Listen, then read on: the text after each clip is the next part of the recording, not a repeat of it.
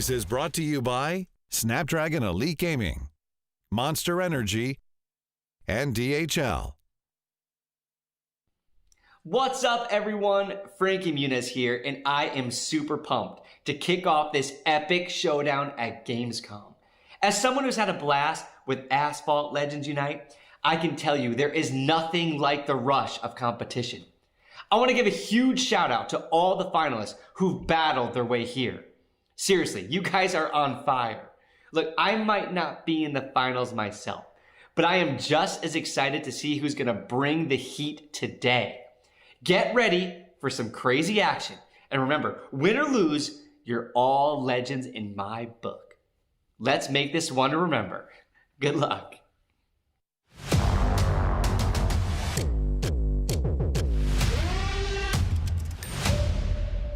Being a teenager is full of challenges. Life used to feel like I was just drifting, asleep in a world where I didn't really belong. But now I've awakened. I've entered the era of everyone. This is a time when our passions and talents truly matter. I used to think I was just another face in the crowd, but now I see that everyone has something special to offer, including me.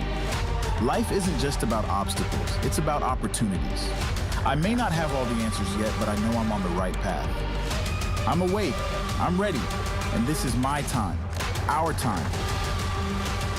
The era of everyone has begun, and I'm excited to see where it leads. Welcome to Asphalt Legends Unite Global Finals. It is Snapdragon Mobile Season 5 here at Gamescom Cologne. This is an exciting tournament, rapid fire coming your way live here. My name's Ian Chambers, alongside the one and only Max. Can't wait to get started. Are we hyped, Gamescom Hall 8? How are we feeling? Let's get the show going. I'm gonna throw this and get the people out. I'm cheating. I'm feeling like cheating. I'm feeling like doing this.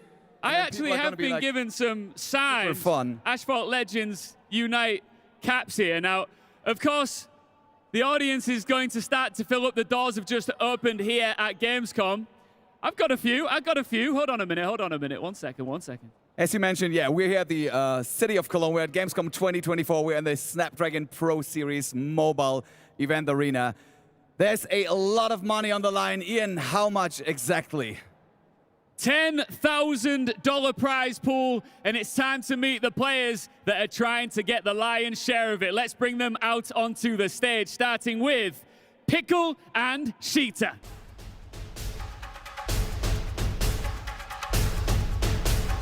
Here they come, and the crowd that is already here at the front starting to make some noise for these players. Pickle is one of NA's best and a bit of a dark horse, and Sheeta, they call him the Korean Lightning, and they're ready to get this going. And we're ready for the next pairing, which is gonna be Zuchti and Fury Dark Hyper. Zuchti here repping for Germany. All the people at the Snapdragon Pro Series mobile event arena have their eyes on him since he's repping their home country. Can he do them justice or not? On the other side, we have Dark Hyper with his last place one finish, being over 6 months ago. Can he make it a second one this time? Let's see. This is cold, isn't it? They're staring at each other before they get into the server. Let's now bring out Joe and Jägermeister. Two players really up for the challenge. Joe is consistent in NA, loves to talk the talk, but can he back it up here on the stage? And Jägermeister, an experienced player out of Poland here, and one of the favorites to potentially win it all. For the last pairing, we have Future Flash and RPM Cincinnati. Future Flash, of course, being a 3-times champion, also holding the current title of being the previous iOS champion.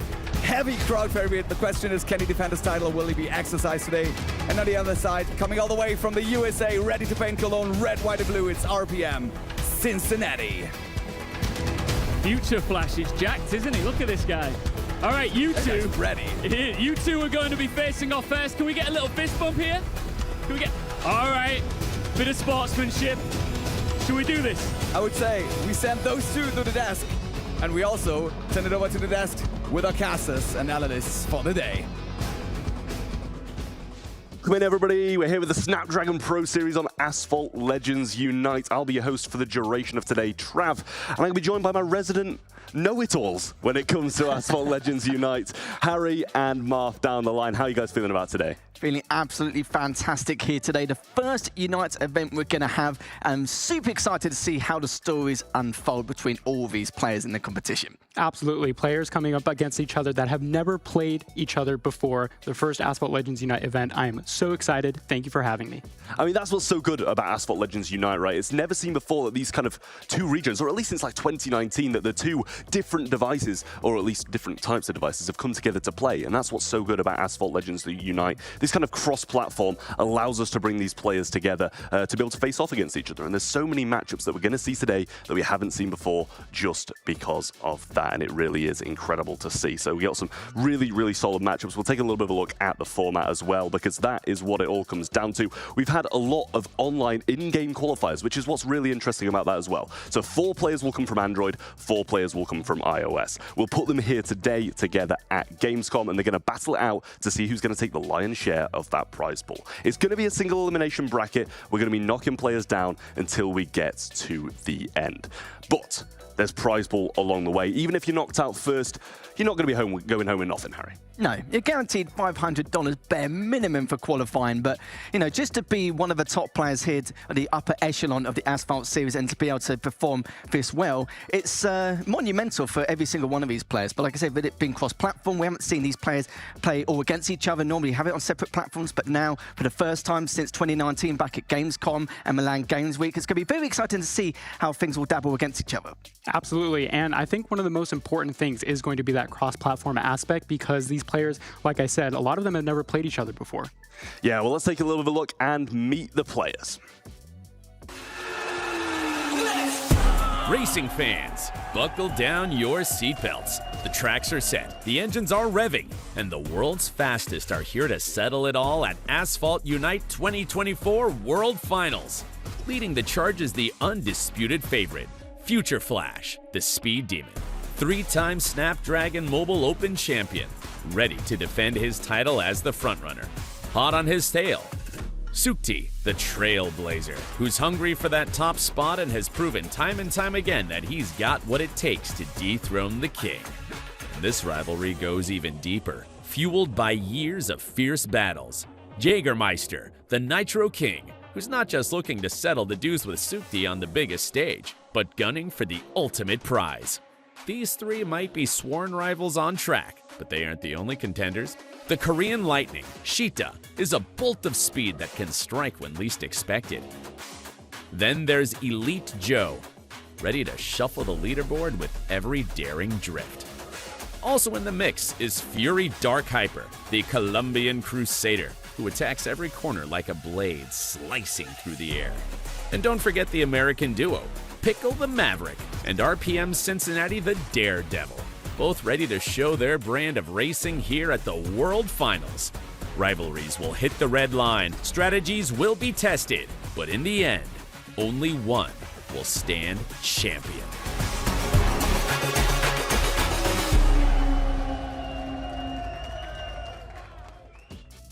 I've got to tell you, I absolutely love the nickname Korean Lightning. It's going to be one of my favorites. It's going to be one of my favorites, I will say. We touched a little bit on the prize pool, what the guys who go out early are going to be getting.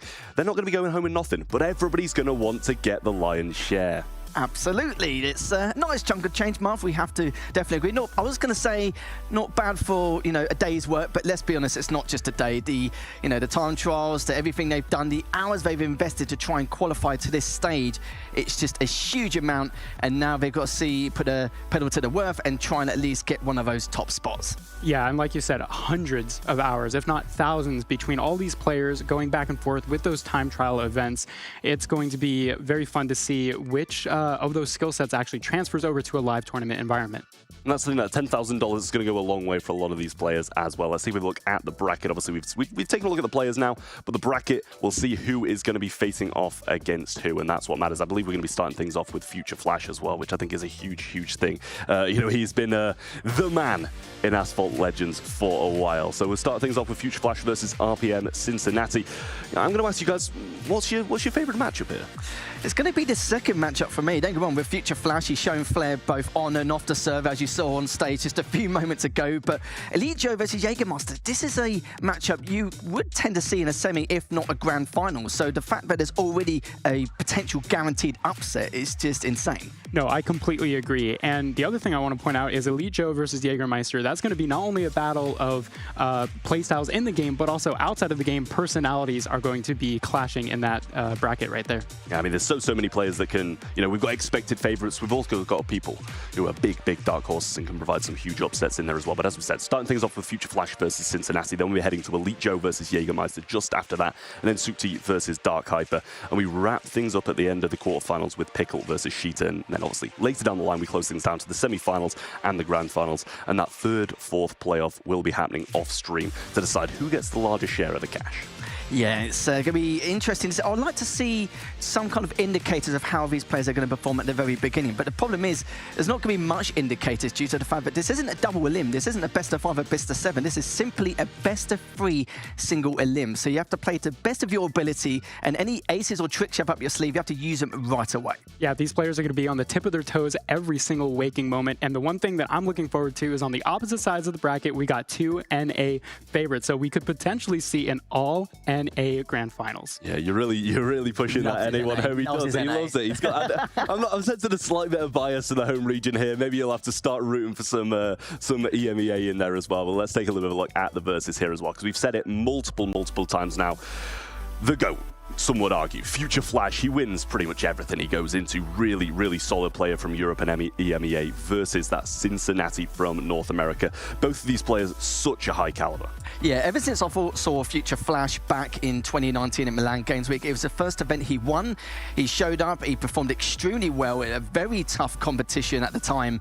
And I knew that this player had a huge amount of potential over the course of the Asphalt esports scene. And do you know what? He's proved himself 5 years later. He's got a huge amount of championship victories underneath his belt, pretty much a repertoire, so to speak. Oh, he is the favorite.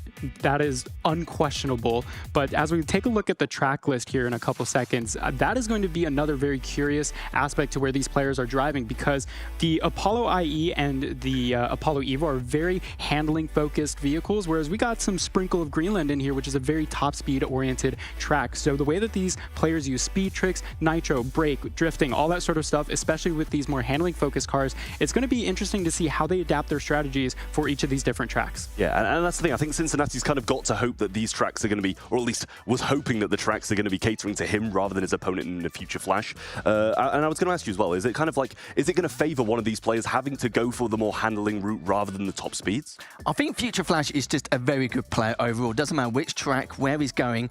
He's got the perfect lines. He's got great nitro management. He's just a very clean racer, and that's where he kind of thrives on. But the only problem now is Cincinnati. What's his strategy going to be? Is he going to play dirty? I would play like pure filth right at the very beginning, and I wouldn't blame it if anyone else did. But in all fairness, with him right now, with Future Flash, he's going to be well aware of that. And even if he does get caught off guard at the very beginning by 1 or 2 seconds, he is the kind of guy who will close the gap and really put a lot of pressure onto you. He is very well known for adapting to different playstyles on the fly very easily. The other thing, though, is with Cincinnati, he hasn't really appeared in many finals since 2021. So we could see a potential like dark horse upset coming out with an entirely new strategy that maybe Future Flash isn't really ready for, but my money's definitely on Future Flash. Yeah, I mean, that's the thing. Because of how much we see Future Flash, it kind of seems like Cincinnati's maybe got a bit of an upper hand in terms of being able to scout his opponents, what kind of routes he's going to take and that kind of thing. And maybe he'll be able to use that to his advantage. Whereas, as you said, Cincinnati, we haven't really seen him on the big stages since 2021.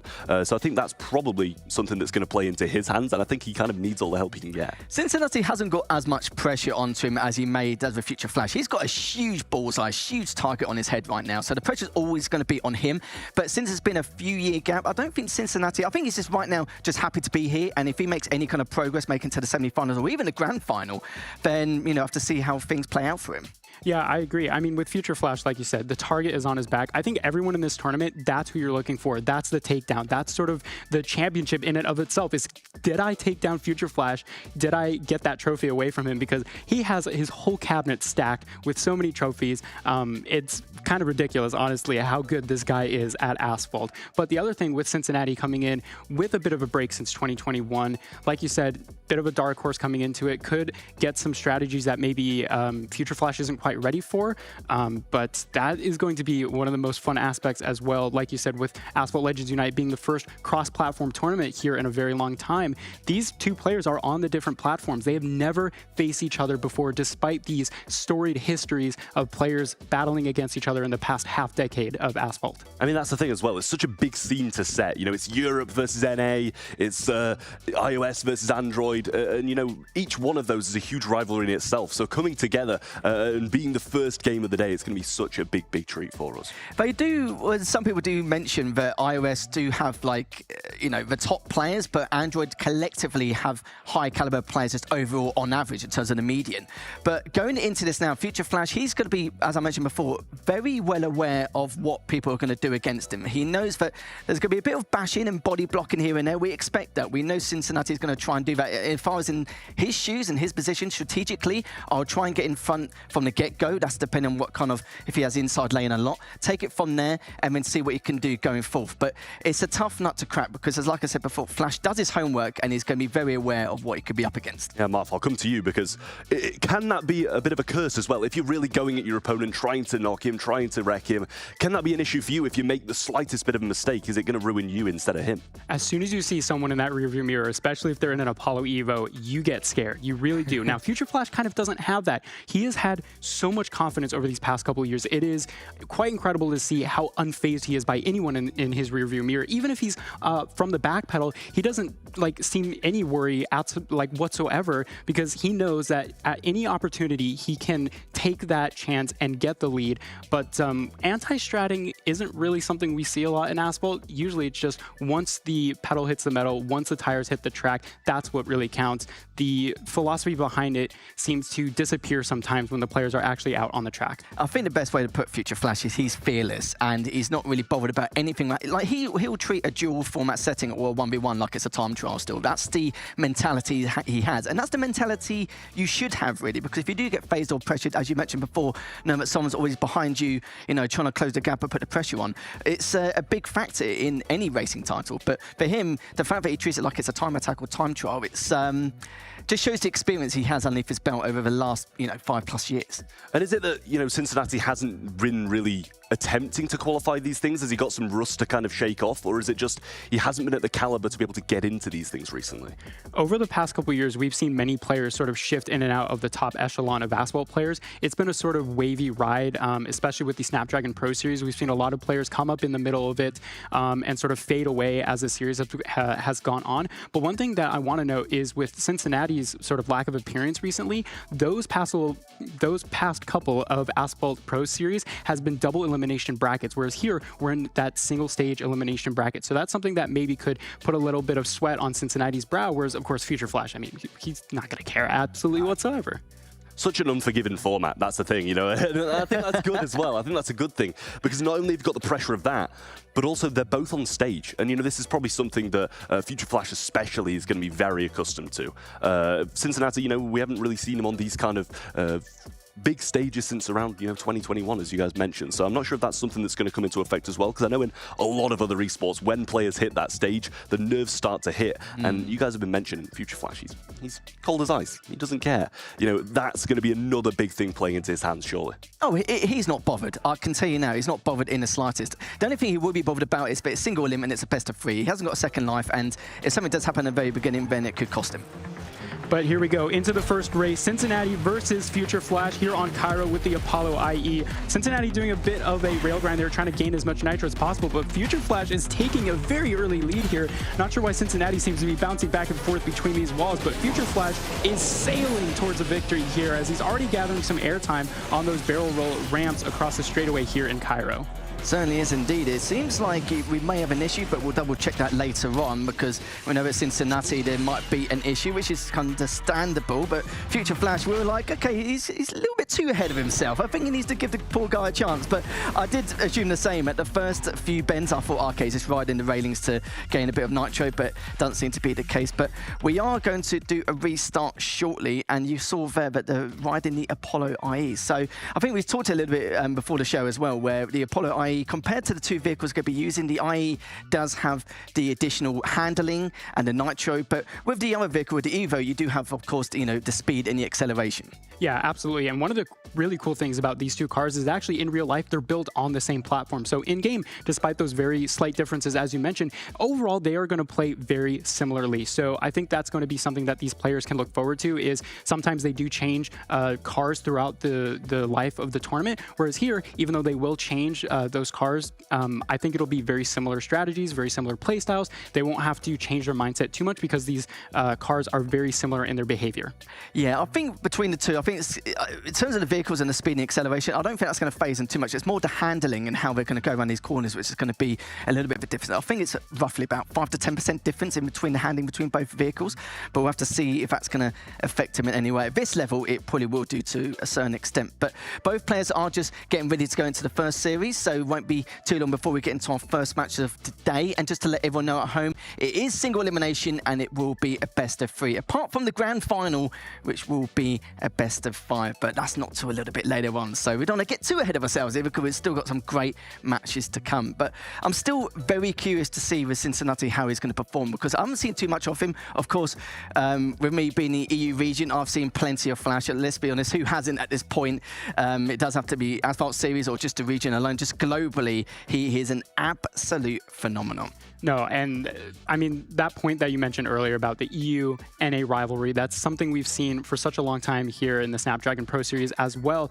Despite them competing on, completely different continents, every once in a while when we do see those clashes of play styles hit each other, we get some really interesting and fun moments. But one of the things that I'm looking forward to is during the Snapdragon Pro Series in previous seasons, we've seen so much of that North American iOS demolition derby, whereas on Android, we see more precise racing. We see very clean racing. There's almost like a gentleman's agreement between the players to not knock each other down, not try and get too close to each other to try and block other players. But with NA and iOS, that all the rule books are just thrown out the window. We see people smashing into barriers, smashing into each other, knockdowns like crazy. I personally love to see it. That Demolition Derby gameplay is so fun to watch. But I think that's another point, is we're going to see all of those play styles finally clash here in Asphalt Legends Unite. I think that's the difference, isn't it? As a spectator, as a viewer watching this, I prefer all that, a bit of, bish bash bosh here and there. But as players, as we used to be both once upon a time, it's the last thing we would want, especially if you're a player who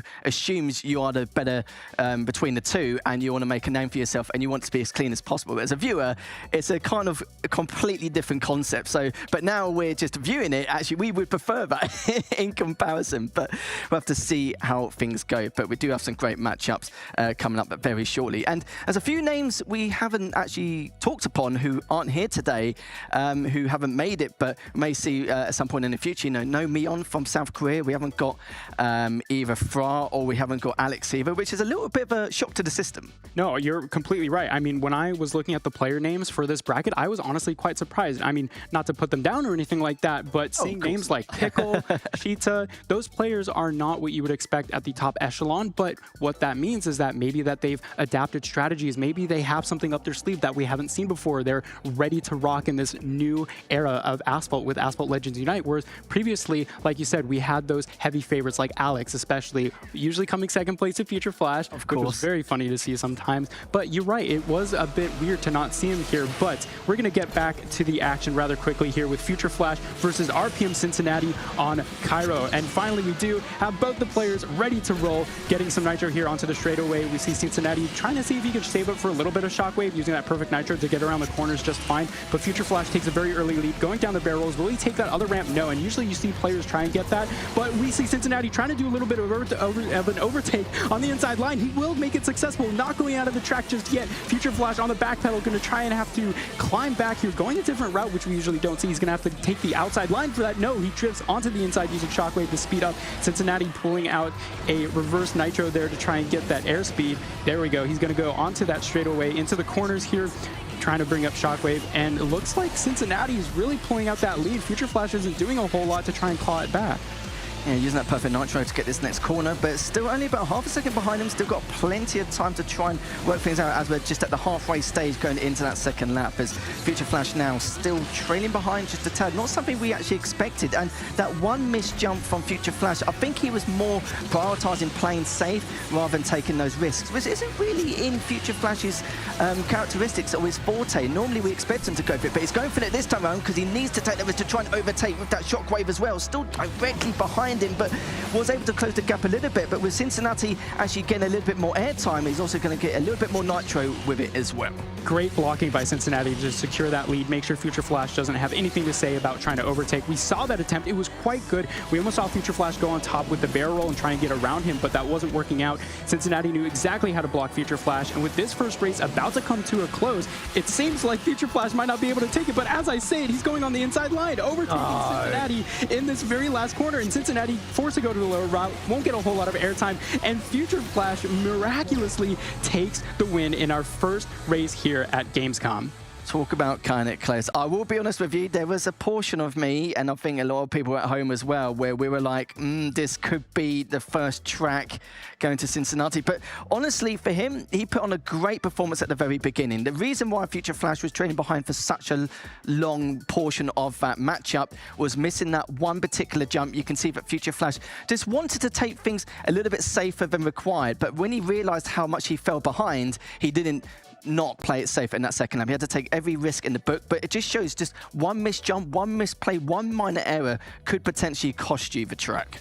Yeah, you're totally right. I mean, we saw a huge shift of change in terms of playstyle from Future Flash from that first to second lap. You know, in the first part, we saw, oh, he's in the lead, he's going to take it cautiously. Cincinnati with this incredible overtake, taking the lead up until this very final moment here in the second lap. And that's where Future Flash really sort of pulled out every single stop he had. He tried to go through for that inside line, tried to go above and beyond with that barrel roll. Wasn't working out until that very last corner we're going to see in a second here with that incredible overtake. And I don't think Cincinnati was ready for it. That bump, that clash. Again, we usually see this gentleman's agreement to not play super dirty, but in this instance, Future Flash knew exactly what he needed to do to take that lead. And you can see he purposely saved the nitro he had left remaining to use that double nitro to try and budge him a little bit, get in the inside lane, and it managed to work out for him. But let's be honest, it was the final bend. He had to make something work, and the patience he had to save it right up to the very end just shows the unique experience that Future Flash has. But as we expected, it's going to be 1-0 to start things off with in Cincinnati. But you know what? I've seen some flavor, you know, some life in him, so to speak. It's not like he was trailing behind by such a huge margin. We've seen some impressive stuff coming up from Cincinnati, but we've seen some potential come out for him as well. Just, you know, a few indicators coming from that one particular track.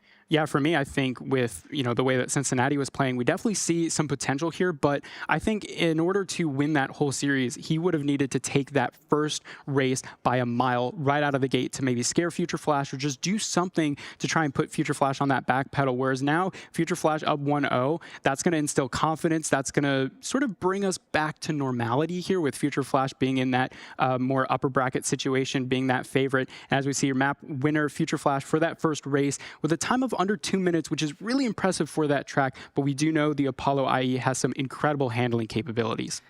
Trying to implement fear into a fearless opponent, it's definitely a tough nut to crack, but we're going to get straight into the second track onto Rome straight away. Ooh.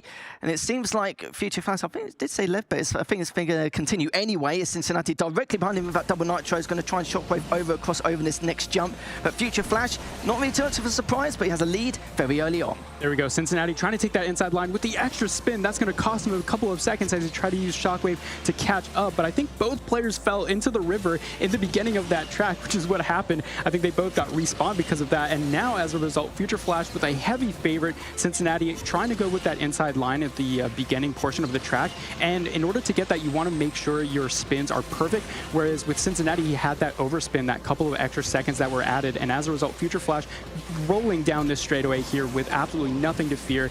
And look, I think Cincinnati is going to have to pull out something really special, especially on that first part of that second track there, that second lap where you go across the river. You're going to have to try and do something that tries to get you as much airtime as possible. If you're unfamiliar, airtime in Asphalt Legends Unite actually brings your top speed 30% over what the normal limits of the car is. So really, you do want to be in the air as much as possible without trying to wreck, without trying to do anything crazy. And as you can see, Future Flash not doing any stunts, just bringing very cautious gameplay here, making sure that he knows he's in the front. He knows that he doesn't really have to do anything but block Cincinnati to try and prevent that overtake. You see now Cincinnati just around the same gap as where we left off in that first lap, but Cincinnati now using that perfect nitro, go around this next bend. You can see that Future Flash is playing a little bit safer, as you mentioned earlier at the beginning of that second lap, but that perfect nitro once again just using that 360 just to gain a little bit more nitro so you can shockwave over this next jump. But Future Flash is just pulling ahead at the moment, and the reason why they're missing that jump on the left-hand side is just due to the fact that, yes, sure, you get a lot of nitro, but with the airtime and the speed you have with it, sometimes it can cost you and can be quite risky, which neither player is going to actually bother with at all, which is completely understandable. But Future Flash at least a second or two ahead now. Go use that shockwave to go over this next jump, but you can see Cincinnati trying to do everything he can to close this gap. Looks like it's not to be, and Future Flash will take the first series 2-0, and we'll be seeing him later on in the semi-finals.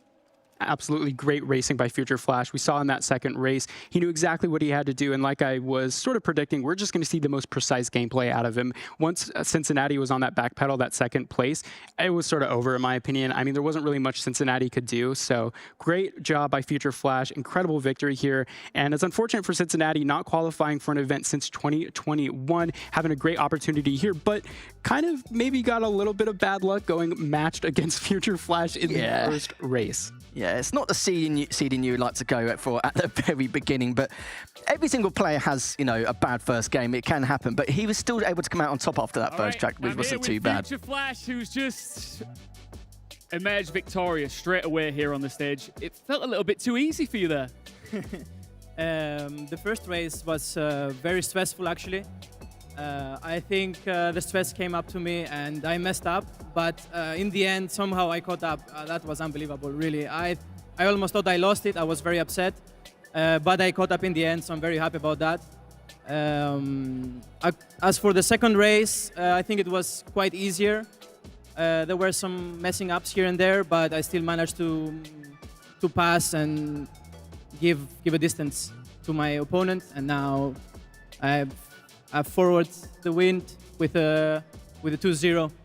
Very good start. I could see there on the first map where things didn't go your way, you brought it back, and the way that you reacted, you were just over the moon. You were celebrating like crazy.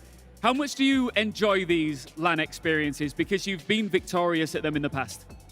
I really do enjoy them. Here is where the real deal comes, and like the LAN events are the most stressful when you have an audience watching. And it's really different. You know, when playing at home versus here, it's completely different, of course. The stress is unbelievable, but what to do, you have to deal with it. And I'm very happy, especially for the first race. I messed up completely there. Was a total big mistake, but I caught up, so that's what matters. And I'm really happy for that. Well, many consider you the favorite to win this thing. The main question that I will always have about this guy is, how do you find time to play when you're obviously always in the gym? But we're going to see him back out here very shortly. But for now, let's get back over to our desk. I mean, really interesting insight there from Future Flash in that, you know, he owns up himself that he messed up, and I think you could see it in that first game, how much of a comeback he really had to make and just about edged it in the closing seconds. Yeah, that one initial jump which he missed, I was a little bit shocked about. I don't know if it was because he wanted to play safe or he literally just missed it, but I think when he realised and he just continued with the double nitro and just hoped for the best to see if he wouldn't get overtook, but he did get overtook straight away. Cincinnati took advantage of that straight away, but the fact that he felt like he messed up, he played bad and still took it just shows the pedigree of skill skill that Future Flash has in his back pocket. It wasn't really a question whether or not Future Flash was going to win this. I had a little bit of worry with that first race, honestly, when Cincinnati took that lead. Yeah, I mean, it was a big opportunity for Cincinnati to try and take it, and it just didn't play out. But, of course, the series favorite winning here in the first opening race. Yeah, I mean, that's the thing. As someone who's not as familiar with this game, I was like, wait, I've been told this guy's the favorite. I've been told this guy's going to win, and now he's, considerably far behind in that first race after a slight mistake. But the second one seemed smooth sailing for him, at least, just in the lead pretty much the entire way. And it seemed like it was just defensive, didn't really take too many risks or anything like that, and just managed to bring it home in quite a swift 2-0 in the end. Yeah, it's understandable to play safe when you're a couple of seconds ahead, but I don't think it was more playing safe. I think he naturally just missed that one particular jump. But it happens to the best of us. When it's your first game on a big stage like that, it can happen.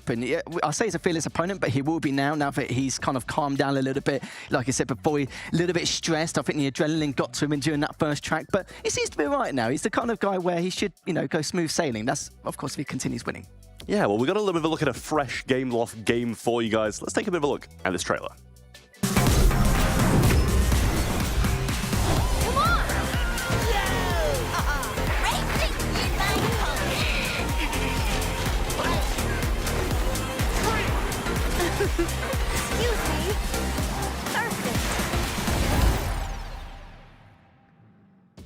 A little bit of a teaser trailer there for Disney Speedstorm. Looks like an absolutely incredible game. Going to be available on mobile, console, and also PC. Obviously, Disney and Pixar characters in that. It looks really exciting, Lethal. Yeah, it does look pretty sick, actually. I might have to dabble in that a little bit when I get home. I just love driving with my boy Donald Duck. He's my favorite.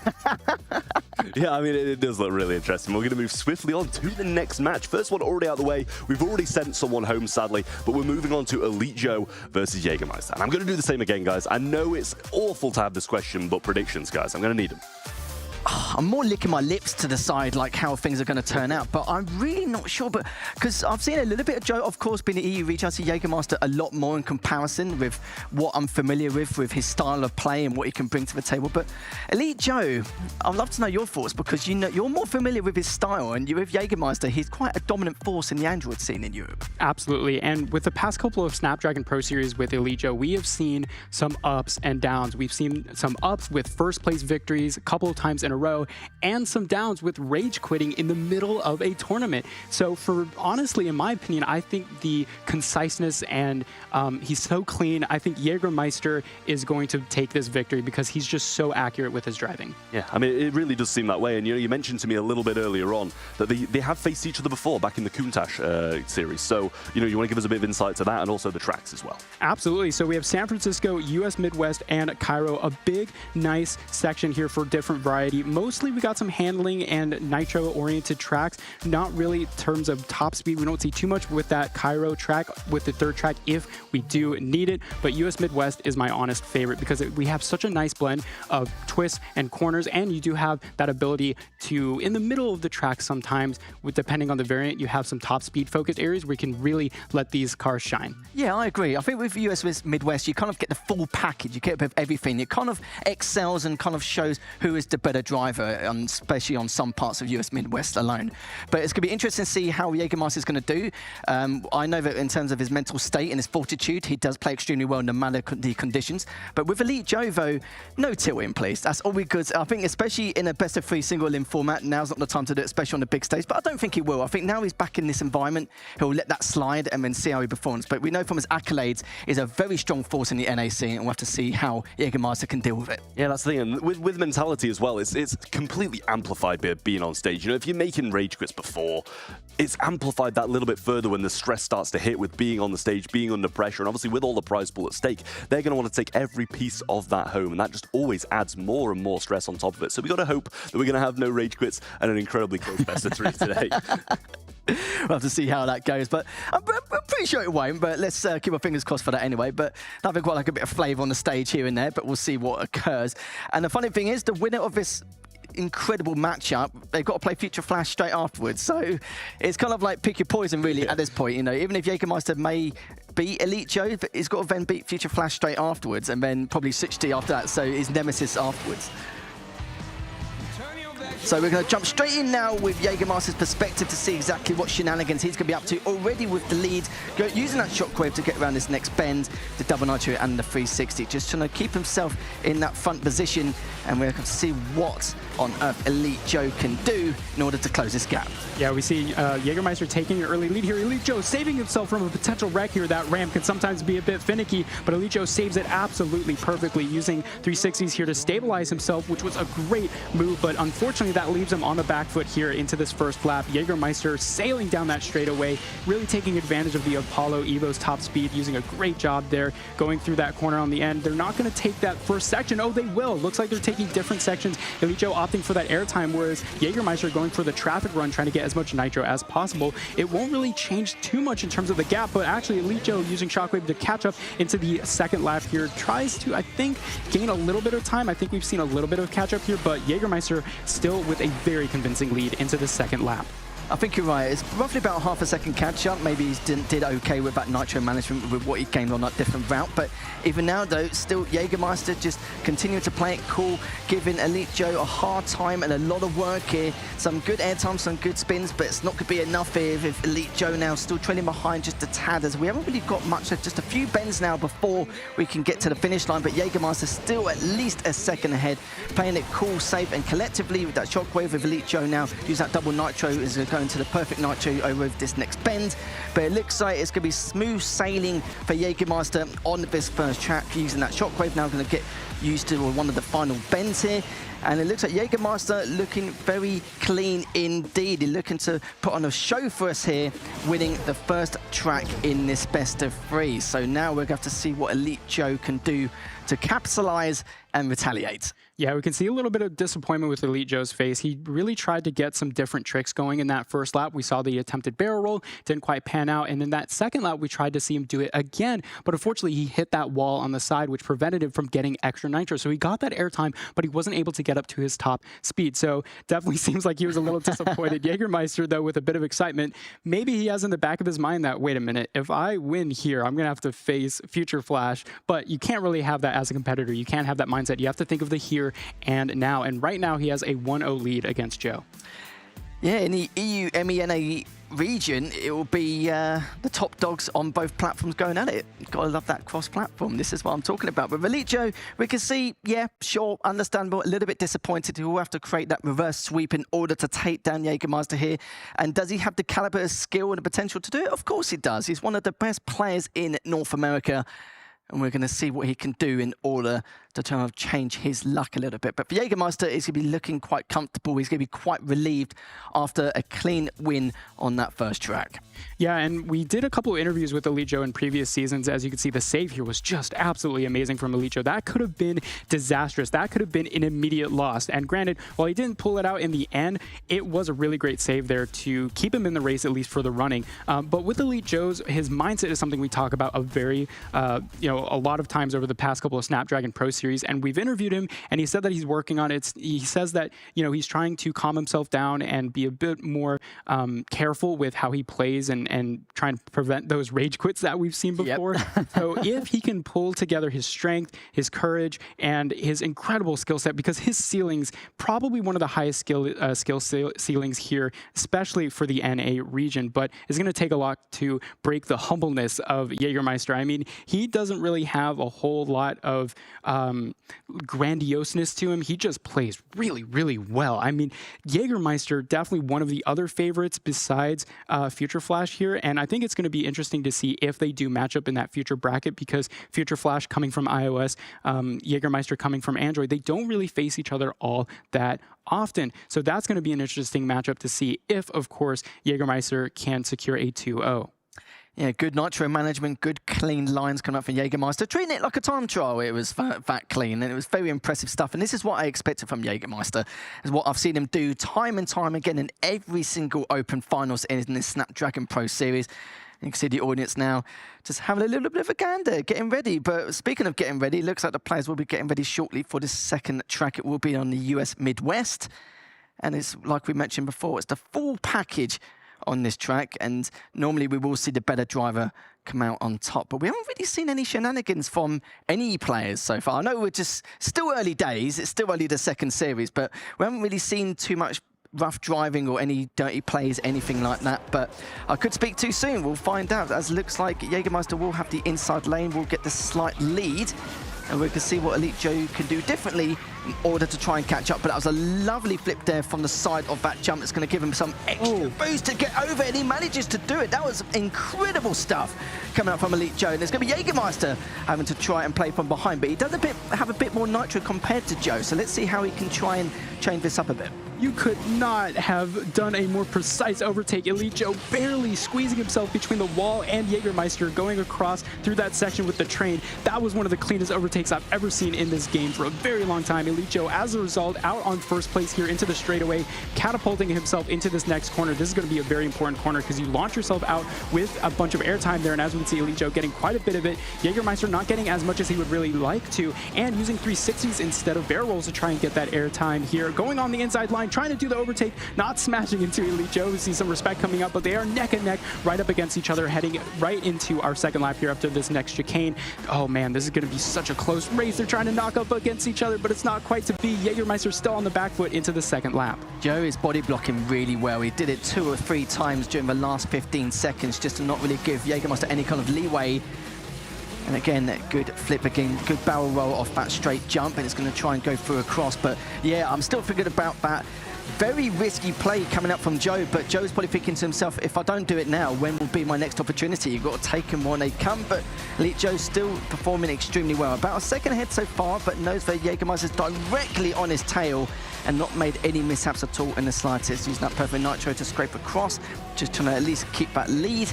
And now Joe is going to try and at least secure this to try and tie things up.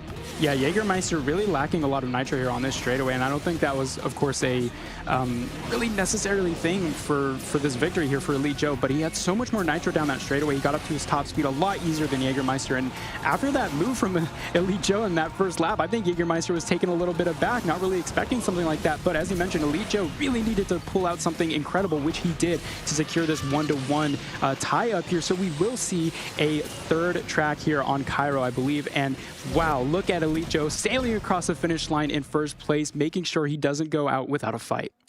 The problem with Asphalt, or actually I wouldn't say the problem, I'll say the good thing about Asphalt, is as a player, when you see those opportunities arise, you just have to take it because, you know, you've only got a couple minutes per race and you don't know when a second opportunity is going to come. He knew it, he took it very early stages, but if he could secure at least a second lead after Jägermeister, then he's going to be laughing. And that's literally what he's done. So he's going to be going from heavily demoralized to, I think, heavily relieved is probably the best phrase to describe it. Yeah, and the composure we're seeing here from Elite Joe is really great. Again, a very stark difference from what we've seen in previous Snapdragon Pro Series with the rage quit and the ups and downs with first place. But looking back on this replay here, you can see what an incredible overtake that was, literally going in between Jägermeister and the wall. That could have been disastrous. I think he was trying to pull off something he was trying to do last time, where unfortunately in that previous track on San Francisco, we saw that wreck. But here, it worked perfectly. And you can see Jägermeister a bit surprised by what happened. He certainly was. I think he only had double nitro at the time while going over the next jump. I don't think he was expecting anything like that at all in the slightest. And for Joe, looks like he did have a few strats up his sleeve. But when those opportunities come, you just have to take it, especially if you're from behind. If you're in front, then it's understandable just to continue playing it cool and just playing your game as you would do in a time trial. So it's one apiece here in the second series. Both myself and Marv did say that this is definitely one of the matches to watch in the EU versus NA scene, both on the Android platform as well, so in their respective regions. But of course, that doesn't matter anymore with the cross-platform here. And with Jägermeister now, he's going to have to regroup, rethink, and decide exactly how he's going to go about this. Because you've got to remember that Jägermeister had the inside lane. He's going to have to lead straight away, and Joe was well aware of the situation. And as soon as he grabbed that lead, for a good 15 seconds towards the end of that first lap, his body blocking was extremely good, extremely well performed, extremely well executed as well. And it gave him a little bit of boost in terms of speed, just to keep him at bay and keep his opponent back. but it's going to be a little bit different on this next one. Yeah, and we mentioned earlier this sort of not only clash of playstyles between Joe and Jägermeister, but also the clash of personalities. And I think that's what we're seeing here, a little bit of adaptation from Elite Joe, obviously from previous instances, trying to be a bit more cautious, a bit more careful, not as explosive as we've seen previously. But now Jägermeister, we've known he is such a concise, precise driver. I think, honestly, in this third track here, we're going to have to see him pull out something like a very risky maneuver, something he's not used to. We see him win a lot of races just purely off of skill alone, whereas Joe is really well known for going for those crazy plays like we've seen in that second track there. So I think Jägermeister is going to try and maybe, you know, bring out a couple of more jumps, a little more airtime tricks that maybe Joe isn't quite ready for, because honestly, if Joe continues trying to take these risks and if he's successful, he's going to take this third track. And you saw the code there, ladies and gentlemen. If you want to try and grab yourself some free goodies, free items there, make sure you head on to Asphalt and put that code in to redeem some crazy stuff. And sadly for us, we can't do it right now as we speak, but hopefully we'll get time some other time, maybe afterwards. I don't know. It depends how long those codes last for. But we'll go into our third and final track here in this second quarter-final between Elite Joe and Jägermeister. Who's going to take it? It's going to be anyone's guess here. It's already been quite close, but Elite Joe did get a bit more airtime. He's going to get a bit more nitro to go with it. He's that perfect nitro, but Jägermeister just trailing behind. Both of them is that shockwave over that last jump. Both these players forming a single file line, taking extremely similar routes. We see a bit of a difference here on the lines they take. On the inside, Jägermeister doing a quick overtake. He's going to try and force Elite Joe onto the backside here as he overtakes again on the outside. What an incredible showcase of Jägermeister, just how important racing lines are in Asphalt Legends Unite. But as we can see, they're crossing the straightaway right now, going to max speed in the air. And it looks like Jägermeister with so much more confidence, so much more vigor, and just the amount of shockwave he's had meant that he's gotten up to that top speed a lot quicker than Elite Joe here, as he's taken a bit of a backseat here, maybe a half-second difference here as we come onto the 360 turn in a couple of seconds here. Jägermeister, looks like he's going for that perfect nitro, getting around that corner, doing a great job conserving nitro, but also making sure he uses it in the air. But we're soon going to get onto the second lap, where Jägermeister has kept this lead very nicely here, and Elite Joe, I don't know if there's going to be a lot of opportunities for him to maybe do some risky maneuver. We've seen on that bridge there is one very specific maneuver I've only seen pulled off one time before, and it has only worked one time, but I don't know if Elite Joe is going to be able to do that. That is going to be one of the riskiest things. It's kind of like Auckland a little bit, where it's very little room to try and close the gap with some of his tricks and jumps, but to see what he could do here, but that was a huge miss from Joe. He had to take it, but sadly for him, that's going to cost him dearly. At least a few more seconds added to the tally, but that is going to be it. It looks like Jägermeister will be going through into the semi-final against Future Flash, unless he makes two crazy accidents, which is very, very highly unlikely. But for Elite Joe, he had to do something. He had to make something work in order to close that gap, but it just wasn't to be. But for Jägermeister, going to be smooth sailing here. Not really too long to go, using that shockwave over the bridge. And now just going to make sure to secure this victory. But fair play to Joe. He had to make those risks work, but it just wasn't going to happen. He's just gone off the track again. But yeah, it is what it is, I'm afraid. It is what it is. As Jägermeister going to finish things off 2-1 in the series. He'll be facing Future Flash in the semi-finals later on. But my goodness, what a doozy of a series. Exactly what we expected. Incredible stuff from Jägermeister. Commiserations to Joe. There we go. Risk versus reward. And unfortunately, Elite Joe didn't pan out quite for him. But massive respect for trying to bring out some of the craziest maneuvers, trying to wall ride the entire railing alongside Cairo. That is one of the rarest maneuvers to try and pull off in Asphalt Legends Unite. We've seen it done before, and it works very well. But unfortunately, it just wasn't maybe his lucky day for Elite Joe, and Jägermeister takes the win.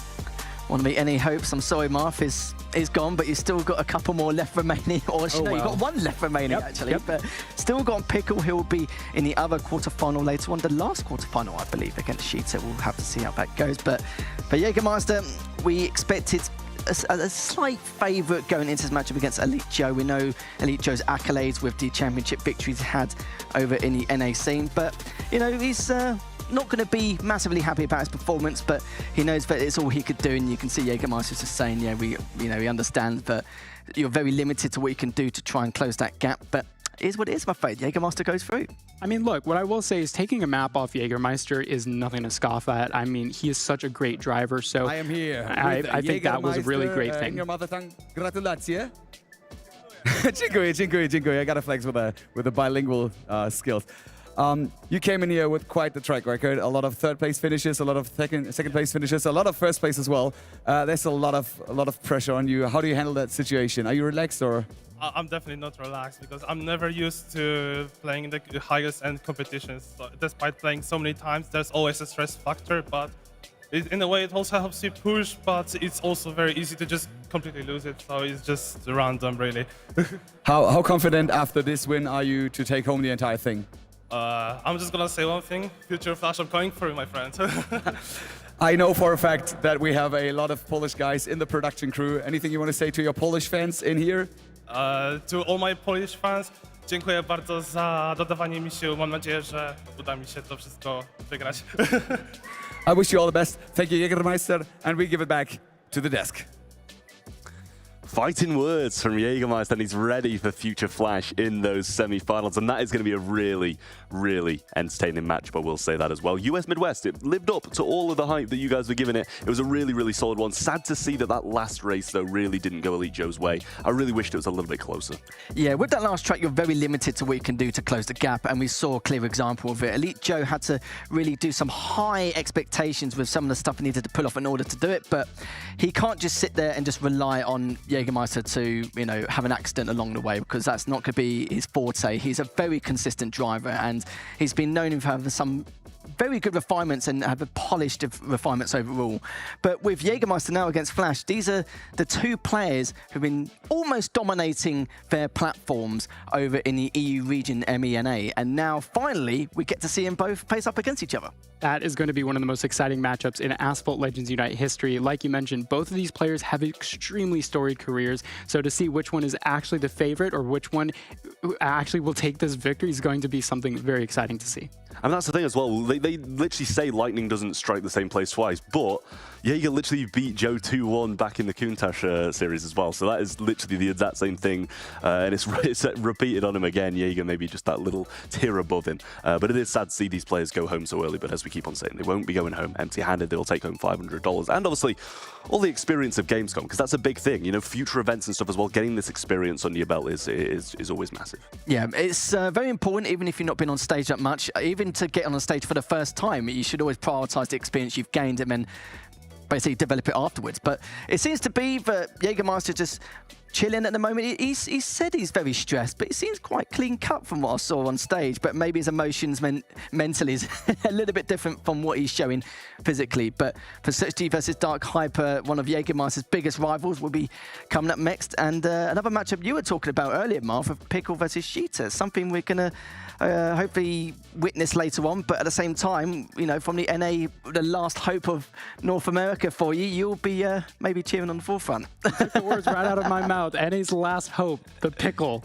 I mean, great in North America, great in North American cuisine as well. But Pickle is going to have to show his dominance in North America and bring that over to the EU region, bring it over to the worldwide stage of Asphalt Legends Unite. And that's the thing, you've gone from praying for a North America final to now just like, someone please get out of the quarterfinals, just get further. We need some NA representation a bit further on. It's going to be Shukti versus Dark Hyper up next in quarterfinals number 3. Another really, really big matchup between these two players. Yes, Suchti has been known for playing dirty sometimes. He's very, very good at body blocking. We've seen it time and time again.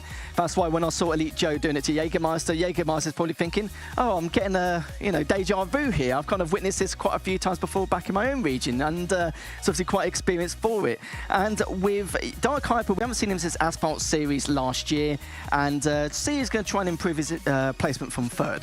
Yeah, and this is going to be an interesting matchup. Here we see the track list. Osaka coming right out of the gate. This is one of the twistiest, most complicated tracks in the game, but with the Apollo IE and the Apollo Evo having great handling, these players are going to have as much opportunity as possible to really go through and sort of break this track down bit by bit, road by road, and really take the car's advantage. And one of the things that I wanted to mention is this history of matchup between Suchti and Dark Hyper. They both faced each other in the Countach and Essenza challenges, where Dark Hyper won both both of those series, claiming first place, beating Sukti along the way. So there is definitely some history between these players. Yeah, I mean, it's absolutely huge. Sukti's going to be wanting that revenge. After being beaten by them twice, you're kind of always going to want to come back stronger, learn from your mistakes, and try get the win regardless. And, you know, they're both really accomplished players. So no matter who goes out here, it's going to be pretty devastating. But as you say, you know, one of them's definitely got a bit of an upper hand. Yeah, he certainly does. And I think he's well aware of it, of course. And being on a big stage is going to be a little bit different. Obviously, more prize money. And of course, with being a global champion, it's going to be a big thing for not just both his players, but every single player competing in this competition. And yeah, for Sukti, we know what his style is. He likes to play dirty sometimes, likes to body block a lot. We've seen it time and time again in the EU region. We know Jägermeister is very, very familiar with it in the Android scene. The question is how things going to go this time around. It could be a little bit different. Of course, it might be a clash of styles with Dark Hyper. And like I said, he's got a huge accolade to his performance over the last couple of years. Yeah, so not only do these players have storied matchup histories between them, but they also have, at least with Dark Hyper, he has previous tournament experience, very recent tournament experience in front of a crowd, where Sukti doesn't really have that advantage. So even though we'll see that clash of play styles, I think, well, here we go. We're actually going to see it right now with the first race. Dark Hyper versus Sukti here on Osaka. Sukti trying to take advantage of that top speed, going along that left side there, getting into that victory lane. Wow, what a great job by Sukti to do that overtake, trying to take a bit more of a complicated route with that airtime, and it worked out perfectly. And that huge clash from Sukti got a massive advantage in that first lap around that second bend. And now let's see if Sukti can maintain this lead. And it looks like he is at the moment, but Dark Hyper is just directly behind him. It's closed the gap massively. He was about a second to a second and a half, and Dark Hyper within just 10 seconds just made it look like it's nothing at the moment, with both players using that shockwave to get around this next corner. And we'll have to see what Dark Hyper can do now. He's actually trailed behind again now by about a second to a second and a half, just saving that Nitro to go into the perfect to get around this next corner. And now this is where you want to collect all the Nitro as much as possible around all these bends as you get around this next corner during this first lap. Yeah, there we go. Sukti with the first lap victory. So we're going to go on to the second lap and see if he can maintain this lead. But what we saw earlier was Sukti bouncing back and forth between the barriers on that straightaway before the hairpin corner. So I was a little bit cautious. I was a little worried to see if he was about to wreck, but thankfully he didn't. But Dark Hyper on that back pedal here is going to have to try and make up something and maybe pull up some sort of airspeed trick that we haven't seen before in Osaka, because this track, unfortunately, can be a little bit flat for these players. Sometimes you won't see as many airtime or airspeed tricks as you would see in other tracks, like the US Midwest we saw in that previous matchup. But here in this hairpin corner, that is going to make or break this corner. How is Dark Hyper going to take it? He has enough Nitro for Shockwave, so does Sukti, so they both come out relatively well, relatively easily up to their top speed, but this gap is closing between Sukti and Dark Hyper. Coming onto the chicane, will Dark Hyper use Nitro? He won't use Shockwave. That's going to be a massive hurt for the top speed. Sukti blasting off into the air, but looks like that trajectory wasn't really that great. So onto the jumps here, these bunny hops here, it looks like Sukti is going to have a very, very small amount of margin to play with. Dark Hyper trying to use that Nitro, not going for that 360, and that might not pan out very well. Over across the bridge, will they? Oh no, there we go. I was so close. I was fumbling my words because I wasn't sure exactly how that was going to happen, but Sukti just barely pulling out that victory. You can see that he was trying to shockwave over him to at least accomplish or at least gain some leads and just to at least take him down before the finish line. But I respect that. I respect his strategy, what he was trying to do. He was more aiming for top speed rather than Nitro, which is why he actually stopped with his 360s a little bit earlier on, and then having that shockwave to try and overtake, because the difference is he could overtake by jumping over him, also jumping on top of him, but that seemed to be the case, but sadly he wasn't able to succeed. But like I said, I respect that, especially right at the very end. It was just basically a last-ditch effort, a last resort. But even then, though, I did feel like Dark Hyper was the better racer in terms of closing that gap and be able to perform the straighter lines and be the better racer. But you can see Sukti just doing everything I mentioned in that first lap. I saw body blocking, I saw him really having no fear to take him off that second jump in the first lap. So everything I expected and more. But this is the bit where he was trying to get across over him, but sadly it wasn't to be. Sukti relieved, I think, more than happy. I think there's probably the right phrase for it. And as you can see, doing it in 2 minutes and 11.465. Not too shabby at all.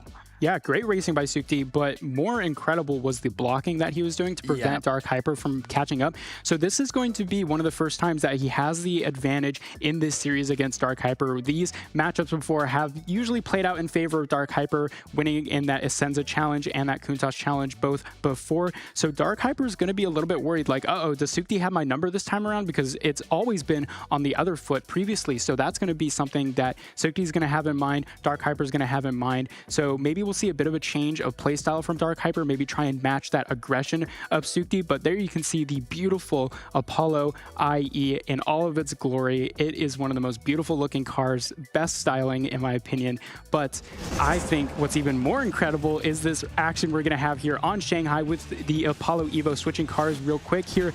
Dark Hyper going to try and save up for that shockwave, but as he saw Sukti use that nitro, he figured he would do the same thing. And as a result, Dark Hyper clashing with Sukti, just barely scratching out that lead, shoving Sukti into that traffic car, and that's going to cost him a lot of time. Certainly did cost him a lot of speed and time there. Sadly for him, he did have the inside lane as well, but of course, as you saw, Dark Hyper had the higher had the more air times, so it means he had more nitro to then continue his path and to get over across him, but at least it didn't wreck him completely. It's going to keep him in for now, but let's see what Dark Hyper can do. I did feel like there was a lot of indicators and signs that Dark Hyper was the better racer, or not the cleaner racer, but with the better lines especially, more of a perfectionist with that previous track. But let's see what Sukti can do now that he can't body block, but we may see him play a little bit dirty as we get towards the end to try and at least corner him off and get into the inside of one of his bends. Both these players using that floaty drift technique to try and get every little last mile per hour out of that corner, but it looked like Dark Hyper had a bit more nitro. We saw previously that perfect nitro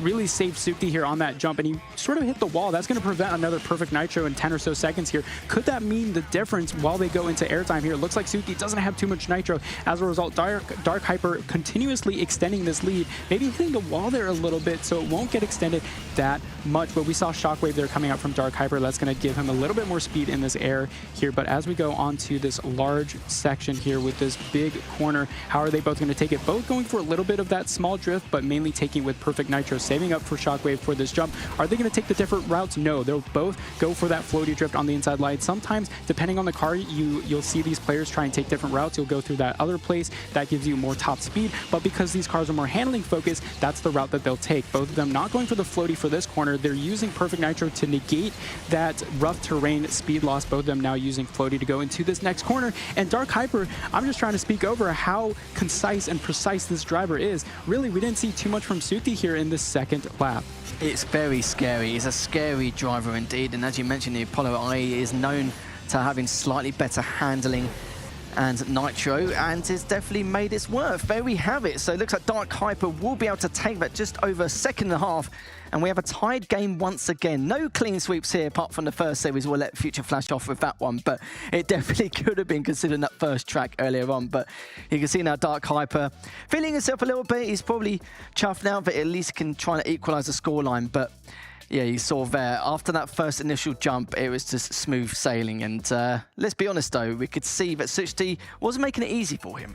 Oh, there we go. We saw Dark Hyper maybe bringing out a little bit of his jams to try and cool himself off, but that was one of the most defining moments of the race here. You can see Sukti getting shoved into that car there on the side, and that lost him so much speed. There you go, the disappointment. And usually that's what we've seen Sukti do to other players, whereas this time it's the complete opposite. He's on the other foot. Yeah, absolutely. And that was really funny to watch, sort of a taste of his own medicine, if you will.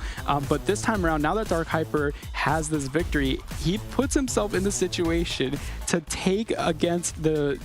Oh man, I don't want to say this again, but will he pull out a 2-1 against Sukti here, just like previous series? This is going to be a repeat, possibly.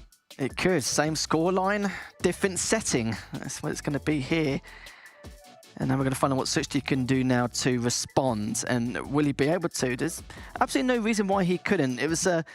Sadly for Sukti, it was two big moments which obviously cost him. The first one where it didn't have as much airtime and the 360 went as fast in order to get the required nitro to maintain the lead.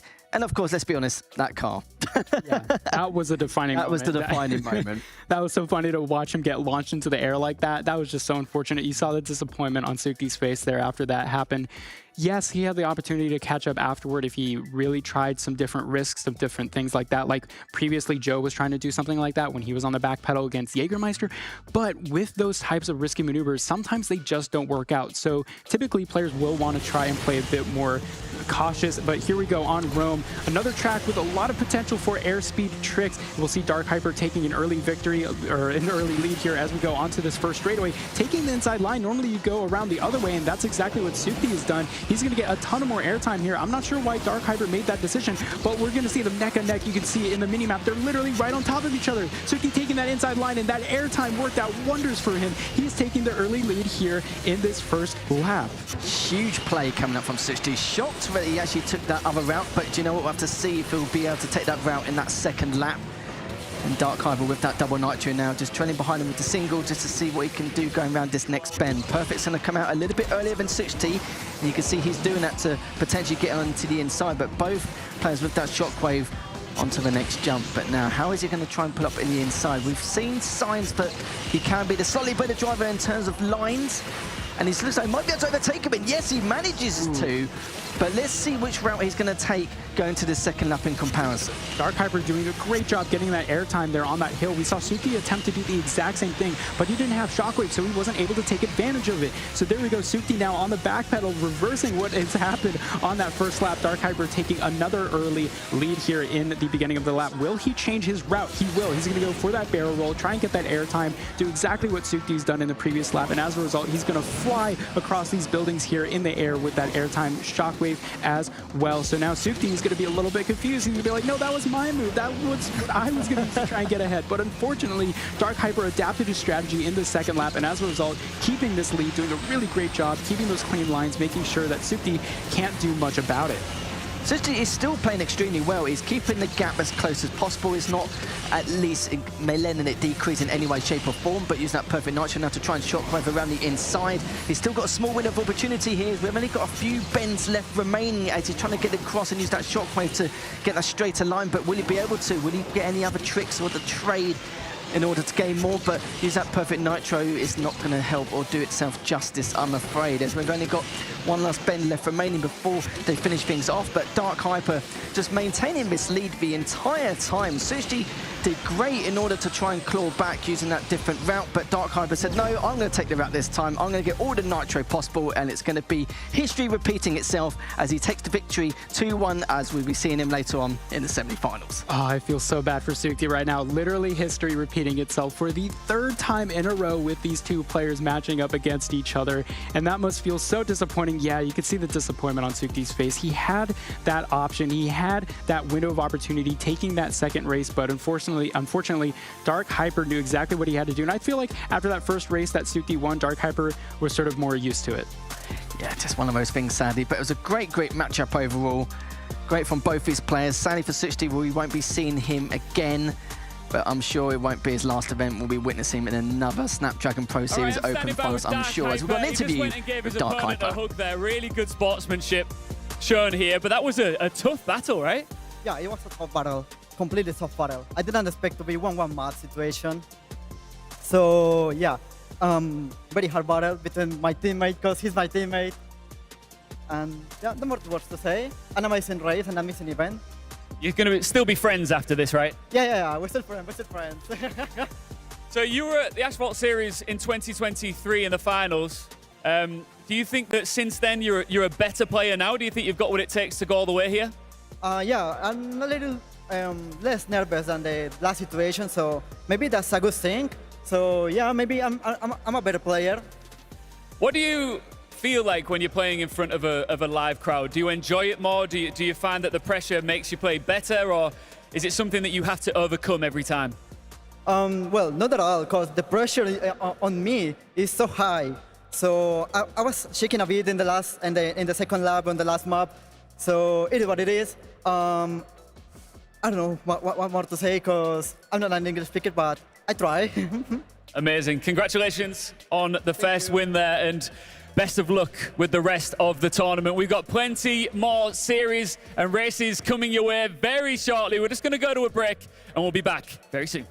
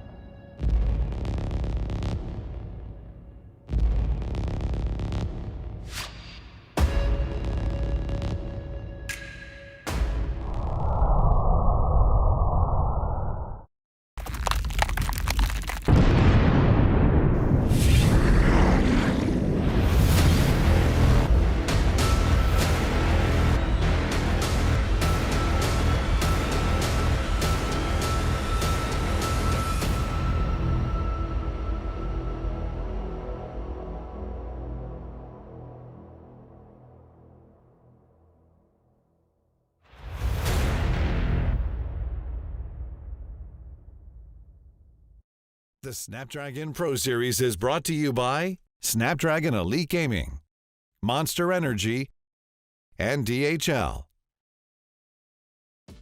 Victory in quarterfinal number 3 then for Dark Hyper. What a performance that was as well. So close. And as he said, he didn't expect it to go all the way, and I think that's a huge thing for him as well, how confident he was going into it. We're going to take a quick look at the bracket, update you guys on what's happened just before, if you are only just tuning in. You've missed some stuff. Future Flash came out strong. The favourite of the tournament did defeat Cincinnati in a quick 2-0. And then from there, it's been close games, Lethal. It certainly has been indeed. Jägermeister Elite Joe, that was just a feat in itself. But even though Dark Hyper wasn't expected to be so close, it shows how much improvement that Switch T has made over the course of the last year. Absolutely, and it also shows you how much that stage experience is really a factor for Dark Hyper. So I think that really helped him in that series. Yeah, and as well, Shooty, you know, in front of his home crowd, being German as well, it's quite sad to see him go. I'm sure the guys in Cologne at Gamescom would have really loved to see him go a bit further to cheer on with that German spirit that we all know so well. But we're going on to quarterfinal number 4. It's going to be Pickle, and it's going to be Sheeta, NA's last hope, Marth. NA's last hope. I mean, honestly, we'll have to see how this pans out. I mean, for me, Pickle's definitely the favorite of this matchup. We haven't seen too much of Sheeta in the past couple of years in terms of final appearances, but Pickle, on the other hand, has been such a consistent top 3 finisher in NA. So I'm really looking at him to try and bring it home for NA. Yeah, that's the thing. Like you said, he's one of NA's stable guys. So that's what we really need to be looking out for, and we're heading in, so take it away. Yeah, no mucking around there, Trav, as we're going straight on in with Pickle versus Sheeta. Like you said before, we haven't seen a lot of Sheeta, but Pickle, we always see him in NA have a podium finish every single time without fail. His rival Elite Joe has been knocked out, so he's the last NA representative in order to try and make something work here in this global finals on the Snapdragon Pro Series for Asphalt 9 Unite. Is Sheeta now still just maintaining that lead with the shockwave as well? Pickle's just trying to get a little bit more on the inside with the shockwave as well over that jump, with both players initiating that perfectly.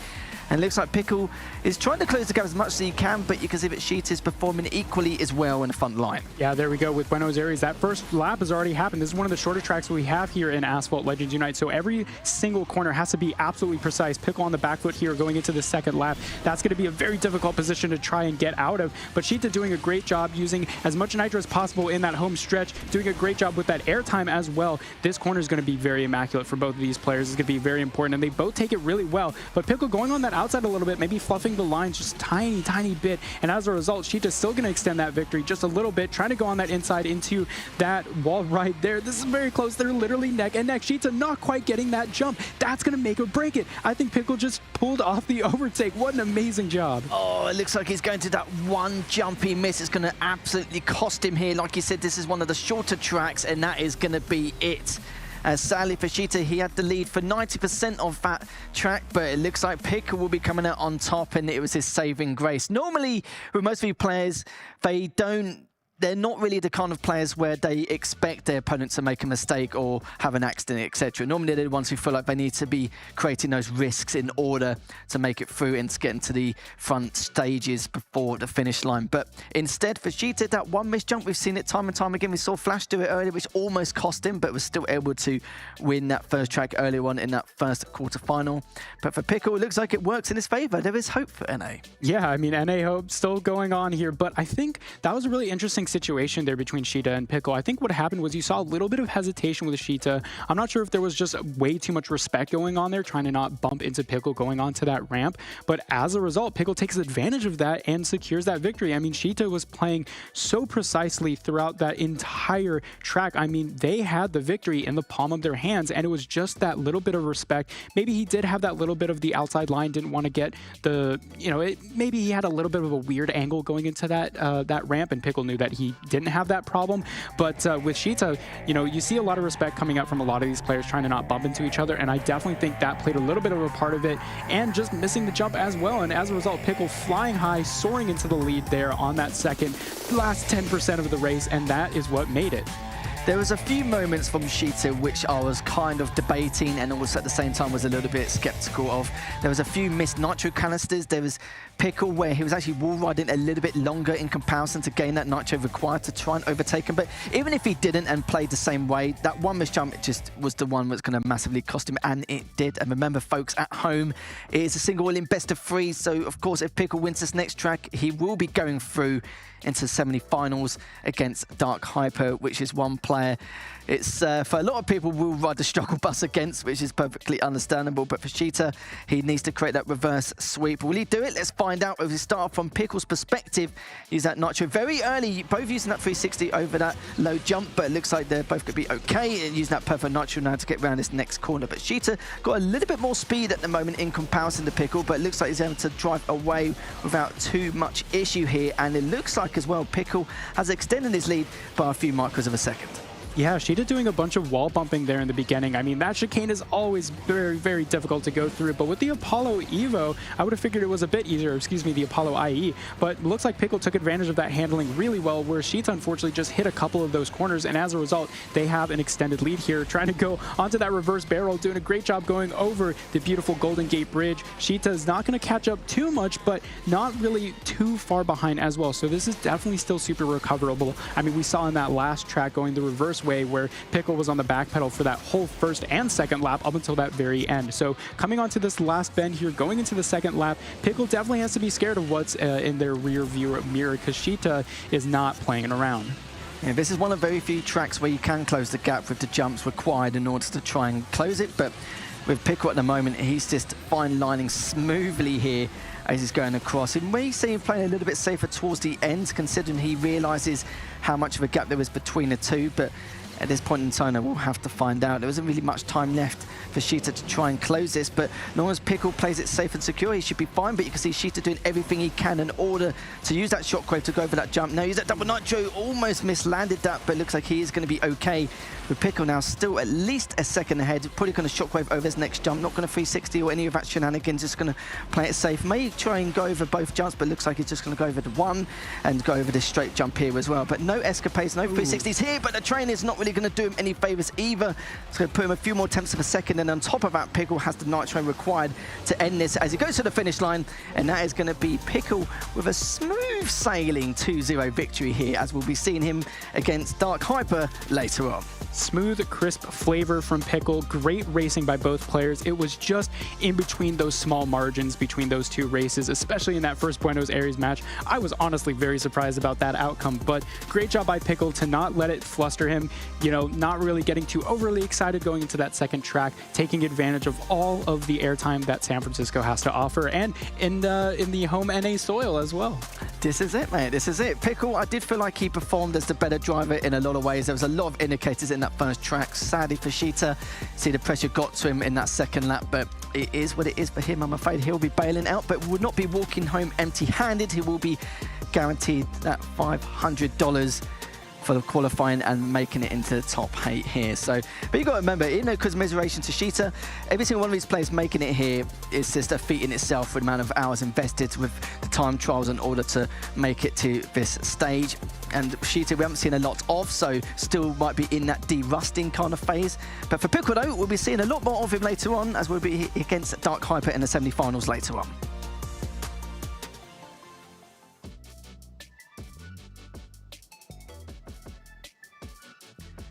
The problem is now, though, with the next matchup, it's going to be quite an interesting one, because we've still got both the iOS and Android loggerheads, the dominant forces in the EU region between Future Flash and Jägermeister. It's going to be some scary material coming out in that first semi-final. Yeah, with this bracket, we've seen pretty much how it's played out like we would have expected, so that can be a good and a bad thing. You know, we thought, oh, Future Flash is going to take it against Cincinnati. Had a little bit of hopes for Cincinnati in that first one, but unfortunately for him, Future Flash just did what he always does and beats everyone, I guess.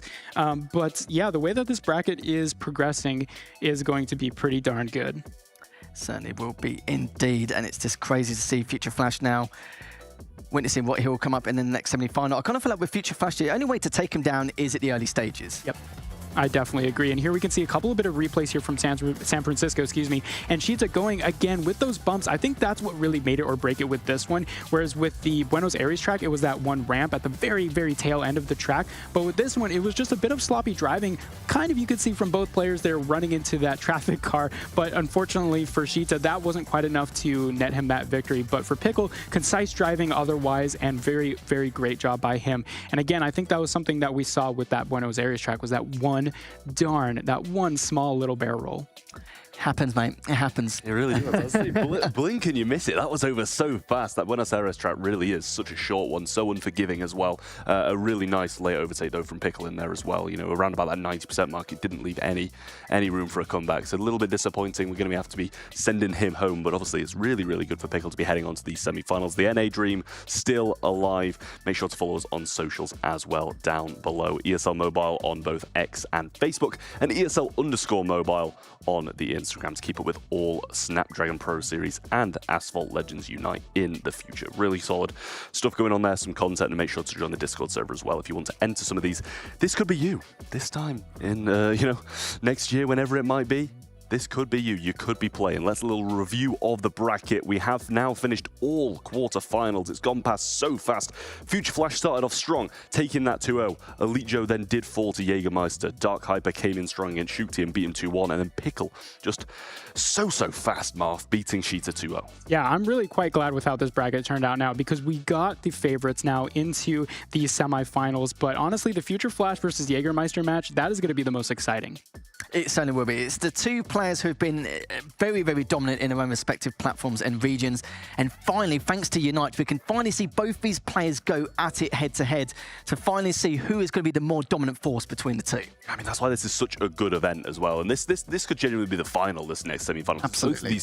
Both these guys seem to just be dominant in their own fields. So it's going to be a really interesting matchup. And, you know, let's not forget now, you lose here, you're not just going home just yet, because we've still got that third, fourth playoff. It will be played off stream, so you guys will not be able to watch it, unfortunately. But there will be a little bit of a prize differential, so there's still so much to play for in that third, fourth. So they're not going to be dropping out, but obviously you still want to be getting those wins and heading on to the where the big cash lies, Lethal. Yeah, sometimes it's not about the prize money for some of these players. It's all about being the first global champion here for Unite. It's going to be a huge accolade for them to add to their CV, especially Future Flash's CV with the repertoire victories he's had in the past. But I think for these guys, it's very important for them on Unite to establish themselves as the biggest loggerheads, the biggest players here, and make the biggest impact as well on the circuit. Absolutely. We are entering a whole new era of Asphalt where everyone is playing everyone, and that wasn't the case a couple of years ago. So taking a win here would be probably one of the most important things continuing on for the history of Asphalt Legends Unite. I mean, that's the thing. You're getting your name right at the top of the history of Asphalt Legends Unite, and I'm sure it's going to be a long history as well, so it's definitely really nice to get your name down there early on. And, you know, even getting top 4 at an event like this, top 4 best players in the world, that's an achievement in itself. So these 4 players are really at the pinnacle of Asphalt Legends Unite, and that is a huge thing for them as well. Obviously, it's sad to see the 4 we've already had to let go, because they're amazing players as well, and, you know, they're just getting a taste of what it's like to face off against other, or against the iOS and Android players, respectively.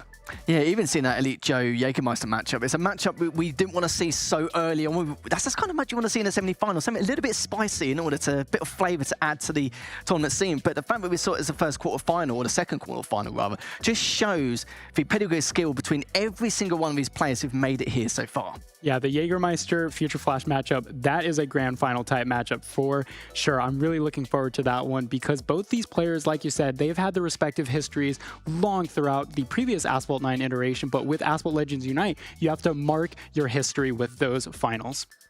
Yeah, well, I think we're going to be looking at some stuff for DHL right now. A little bit of a look what's going on in Gamescom at the moment. Let's catch up with Ian and Max. Look at this guy.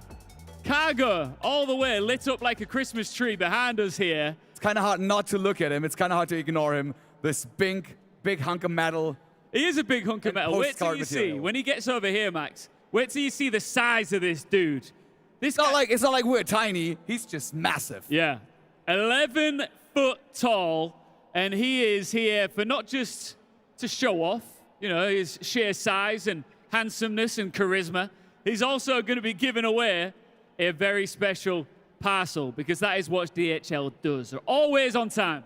Exactly. I'm going to do the whole thing in German as well for the German audience here in the venue. Also nochmal für euch, hier ist unser Cargo-Bot von DHL, und der ist natürlich nicht nur groß und leuchtet schön vor sich hin, sondern hat auch noch ein wunderbares Paket dabei.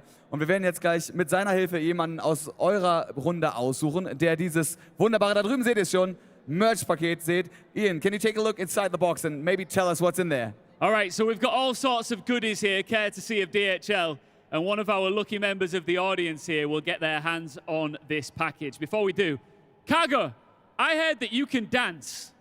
Can you just dance right now? Is that something you can? I mean, your head. Here we go. I'm getting out the way. Whoop, whoop, yeah.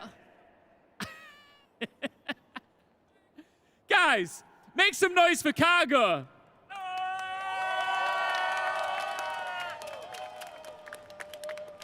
All right, this is important now. Max, we need Cargo to pick out a winner.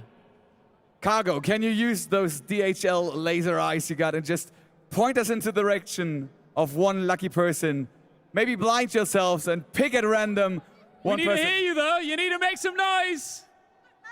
Louder. Let's hear it for Cargo. Let's hear it for the package.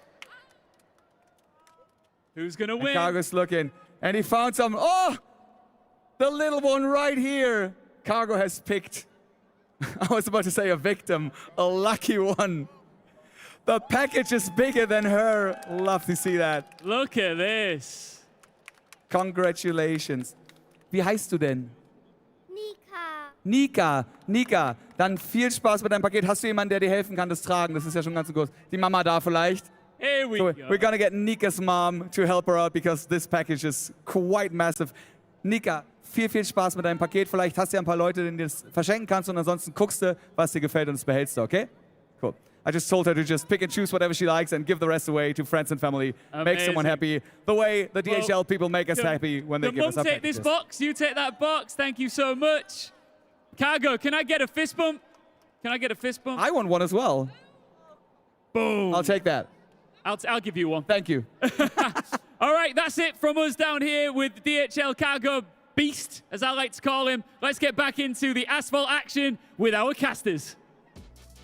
Well, to be honest, I think the package was actually bigger than the girl who received it, to be honest with you. So Well, to be fair, you're a tall lad. You could probably fit in a costume. I've got no chance. I'm probably like half the size of it.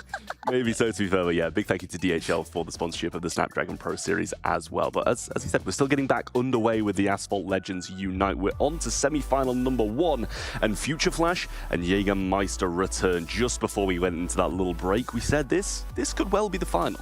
Yeah, it should be, but it's not. But it's a semi-final. This is just a teaser before we go into the grand final. And for both these players, they've been absolutely dominant throughout the entirety of the Asphalt 9 scene, both in iOS and Android respectively. And for the first time, they will be able to come up against each other to see who is going to be at the tippity top going into that grand finals. Yeah, here we go with the track list. Himalayas and Cairo making this very top speed-oriented track list here, but that's if we get to 3 maps. Jägermeister taking an early lead here on the Himalayas. Are they both going to go for the barrel roll? They will. Both of them doing it perfectly, but Jägermeister just with that extra little bit of speed in the beginning, and that is going to give him a lot of opportunity to extend this lead. But that early 360 was a little confusing for me. Usually you don't see players doing that, and as a result, Future Flash has slightly crept up, and you don't want to have Future Flash in your rear view mirror. Jägermeister must be shaking in his boots at that fact, but Jägermeister just doing a great job going through that chicane here, making sure they don't run into that ramp, into that truck there on the side. But Future Flash is doing everything that he can to keep up, going onto these jumps here, bouncing off the walls, and oh, that's so unfortunate. Jägermeister hitting and clipping that last bit there, and as a result, Future Flash now has a superb lead.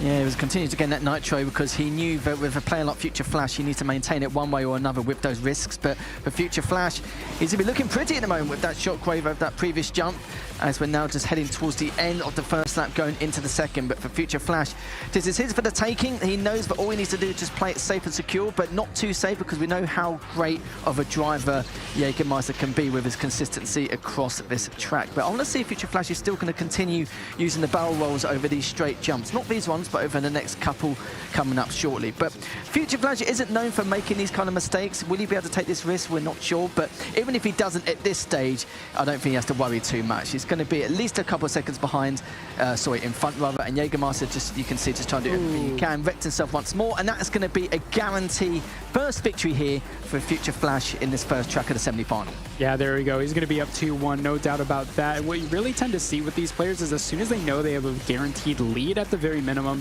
they switch play styles on a dime. They'll go instantly into a safe mode where they try not to wreck, because that wreck is going to cause that other player to creep up and sort of get that victory again. So there we see Future Flash playing really, really cautiously, as you pointed out on that first lap. They're not going for those barrel rolls, making sure that he's playing as safe as possible, not getting into any risky maneuvers. But here we go, Future Flash going through the last corner, taking the first track here in our semi-final. Jägermeister's going to be kicking himself a little bit, but in terms of track history, we don't really see many players actually falling short on that portion. Normally it's a failed barrel roll over one of those straight jumps, or maybe a clash as they go into the tunnel, but we don't really see anything like that too often. But you can see Jägermeister's like trying to explain what on earth happened, but Flash is like, okay, well, it's fine, I'm up 1-0, it's all good.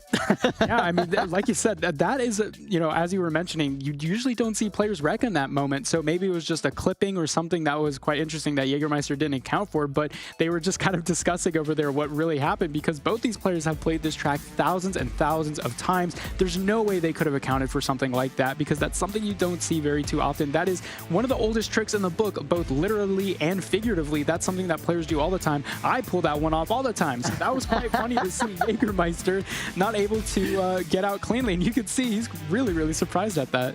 I would be as well. It's like I said, it's a rare moment. We don't see anyone clipping that portion of the tunnel when they're scraping against that part of the cliff in order to gain that extra nitro required to either perfect or shockwave across the next few jumps into the second lap. But it is what it is, I'm afraid. These things happen, and it's not a surprise that we get a rare occurrence on stage. But Flashstar is going to be pretty happy about that. He's going to have the lead now going into the semi-final. Remember, folks at home, this is a best of 3, so if Future Flash wins this next one, then we'll be seeing him later on in the grand final. But we can't get too ahead of ourselves as of yet, because we know that Jägermeister is an absolute fiend and a juggernaut in the Android scene here in the Snapdragon Pro Series Asphalt 9 Unite Global Finals. And in previous Open Finals, well, actually, speaking about that, it's funny that in previous Open Finals, normally one missed jump, it doesn't really cost them too much. They will actually still be able to maintain the lead and be able to secure it. But all these drivers leading up to this event are so refined, it just shows that one minor error with a jump can absolutely cost you dearly as we go into the second track. And not only that, but also with this single elimination bracket instead of that double elimination bracket, that means that these players have to be super anxious and nervous the whole time, because like you said, one missed jump, one slipped opportunity, and that'll cost them everything. But reminding from our first race here, this is going to be Jägermeister taking an early lead in reflection of that first track there. But now the question is, can Future Flash pull off a victory while not, relying on a wreck from Jägermeister? Because I think after that first track, Jägermeister is going to approach this with a completely different playstyle. We know normally what he's used to is very concise racing, very clean lines, not going for any crazy risks or maneuvers, but that was a risk and a maneuver last time, and that's what cost him that track. So I think this time he's going to revert back to his old playstyle, which is not a bad thing whatsoever, because this guy is an absolute monster on Android. So here we see, going through that first track or that first lap, Future Flash trying so hard to take back that lead. He's going to try and get through it. Jägermeister blocking that approach, and Future Flash knocking on the door of Jägermeister. Yoo-hoo, anybody home? Jägermeister doing a great job blocking that. Oh my gosh, Future Flash trying everything he can to try and pry through that door of victory. See Jägermeister take a leap out of 60's book there, and it's actually been able to benefit him quite a lot here. But what tricks of the trade is Future Flash going to perform? What risks or maneuvers is he going to make in order to try and get? But he's actually got a slightly higher speed. He could actually get up on the inside, but Jägermeister managed to shockwave just in time to refrain him from doing that at all in the slightest. Both players does have his shockwave, but you can see that Future Flash isn't actually going for the barrel roll, but Jägermeister actually does, which is a little bit of a peculiar moment. Jägermeister had the lead, and now he's been taken down. This was the one moment for him to tie things up, and it looks like Future Flash is going to be relieved and going to take this series 2-0 as we see him later on in the grand finals. What a mishap from Jägermeister in both races. He had such a clean opportunity to take down Future Flash, but there we could see the elation and that relief. Future Flash knowing that, yes, he got that first place yet again, but Jägermeister must be feeling so disappointed in himself. I mean, he tried to approach that playstyle differently, try and get those risky maneuvers, but it just didn't work out for him. Yeah, again, another maneuver which we don't expect them to crash upon, which was a little bit of shock to the system. But Jägermeister is going to be kicking himself a little bit, considering he had the lead both times on both tracks and threw it away towards the end both times. It's one of those situations, really. Of course, during the halfway of the first lap, that clip in the cave we don't really see too often. So it looks like the saving grace here for Future Flash. He's going to be extremely pleased, but he's got a little bit of luck on his side here, considering the circumstances, as we'll have an interview very shortly with Future Flash to see what he thinks from that last series. GG's, by the way. You are the 3-time champion, and you're also the reigning champion right now. So you have a title to defend, but you're also going in here with 3 titles under your belt. Is that putting more pressure on you because you have to defend the title, or is that putting less pressure on you because, you already have 3 titles? Actually, I have more than 3 titles, but the offline events, yes. As for that, yes, I do have the pressure to keep up my title and to put my legacy there and my name, and I do everything for that. It's not about the prize money or whatever, it's about the name, and that's what I'm fighting for. You definitely made a name for yourself already, but you can make that even bigger. You are set for the grand final. Now it's time. I mean, it's not time to choose your opponent, but if you could choose, would you rather have to race against Pickle or Dark Hyper? You mean which one is the easiest to beat? This is what you said. I didn't say that. Well, I guess Pickle is the easiest to beat, but both of them are really good. And let's see what happens. I cannot say exactly now which guy will be the best for me. I think Pickle will be the right option, I guess. Well, let's see. Thumbs up pressed. Maybe you get Pickle, maybe you get Dark Hyper, whatever. We're going to have a banger of a final. Good luck to you, Dan. Thank you so much. I'll see you in the finals, and we see you at the desk.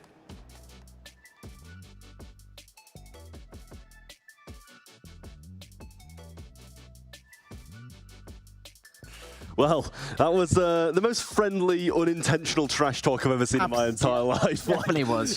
You can be that's the nicest thing I've ever heard anybody say when saying someone's, a little bit easier to beat. But, I think it was so rough there for Jägermeister. Like, you've kind of got to, be a bit risky when playing against someone like Future Flame. Like, you can't play your normal race because of how good he is. I feel like the risks that he took were necessary. It's just a bit unfortunate that he just wrecked both times. The cave clip we never see. It's very, very rare occurrence. I was quite shocked when we actually witnessed it. I was like, okay, it's something we haven't seen on broadcast in, well, a very long time, if not ever, and he was the one who actually managed to do it, which is why Jägermeister was kicking himself thinking, I play this thousands of hours, this track, and the one time I clip the cave, it happens now on stage, which is just, it's just one of those situations, sadly. But the other one was obviously a barrel roll, which he flipped upon, sadly, and the reason why he did that is because of the fact that with Future Flash, he knows that in terms of his track record, that is an extremely tough opponent. You can't play safe against him at all in the slightest, and this is a good example of it. So Future Flash now going to the grand final without dropping a single track is definitely something to be wary about if you're a Dark Hyper or Pickle. This is one of the most obvious brackets I've seen in a very long time. Future Flash on top 2-0, 2-0. We could see a 3-0 in the grand finals, but I mean, we'll have to wait and see for that. Yeah, so let's not forget that Jägermeister's not yet out. He's going to be playing in that third, fourth match, so he's still got a bit to play for. Not out just yet. Fury Dark Hyper is up next, and he's going to be playing in a big, big match to decide who goes to the finals. Yeah, Dark Hyper is probably the player I'm going to be looking at so far in terms of how he's performed in the previous matchup. He seemed to be the cleaner driver, great lines, great nitro management, and the risk he took was very well maintained, I think I like to say, so to speak. And then we saw quite a lot of signs from him why, Future Flash is probably making the assumption that he'll edge Pickle in a numerous amount of ways. Yeah, it's going to be interesting to see these clash of playstyles as well. Pickle not really used to this global stage as well, so I'm curious to see if maybe a little bit of stage fright, even though he's already beaten in those quarterfinals. I think it's going to be interesting to see how they're approaching this, this sort of new stage environment. Yeah, so Pickle's well on his way. He's managed to get to the semi-finals already. He was just kind of like, he just edged his opponent late into the game. It wasn't like, he wasn't out front dominating, it was just so close. Trackless, though, I'll let you guys walk over these ones because I've been liking Rome so far.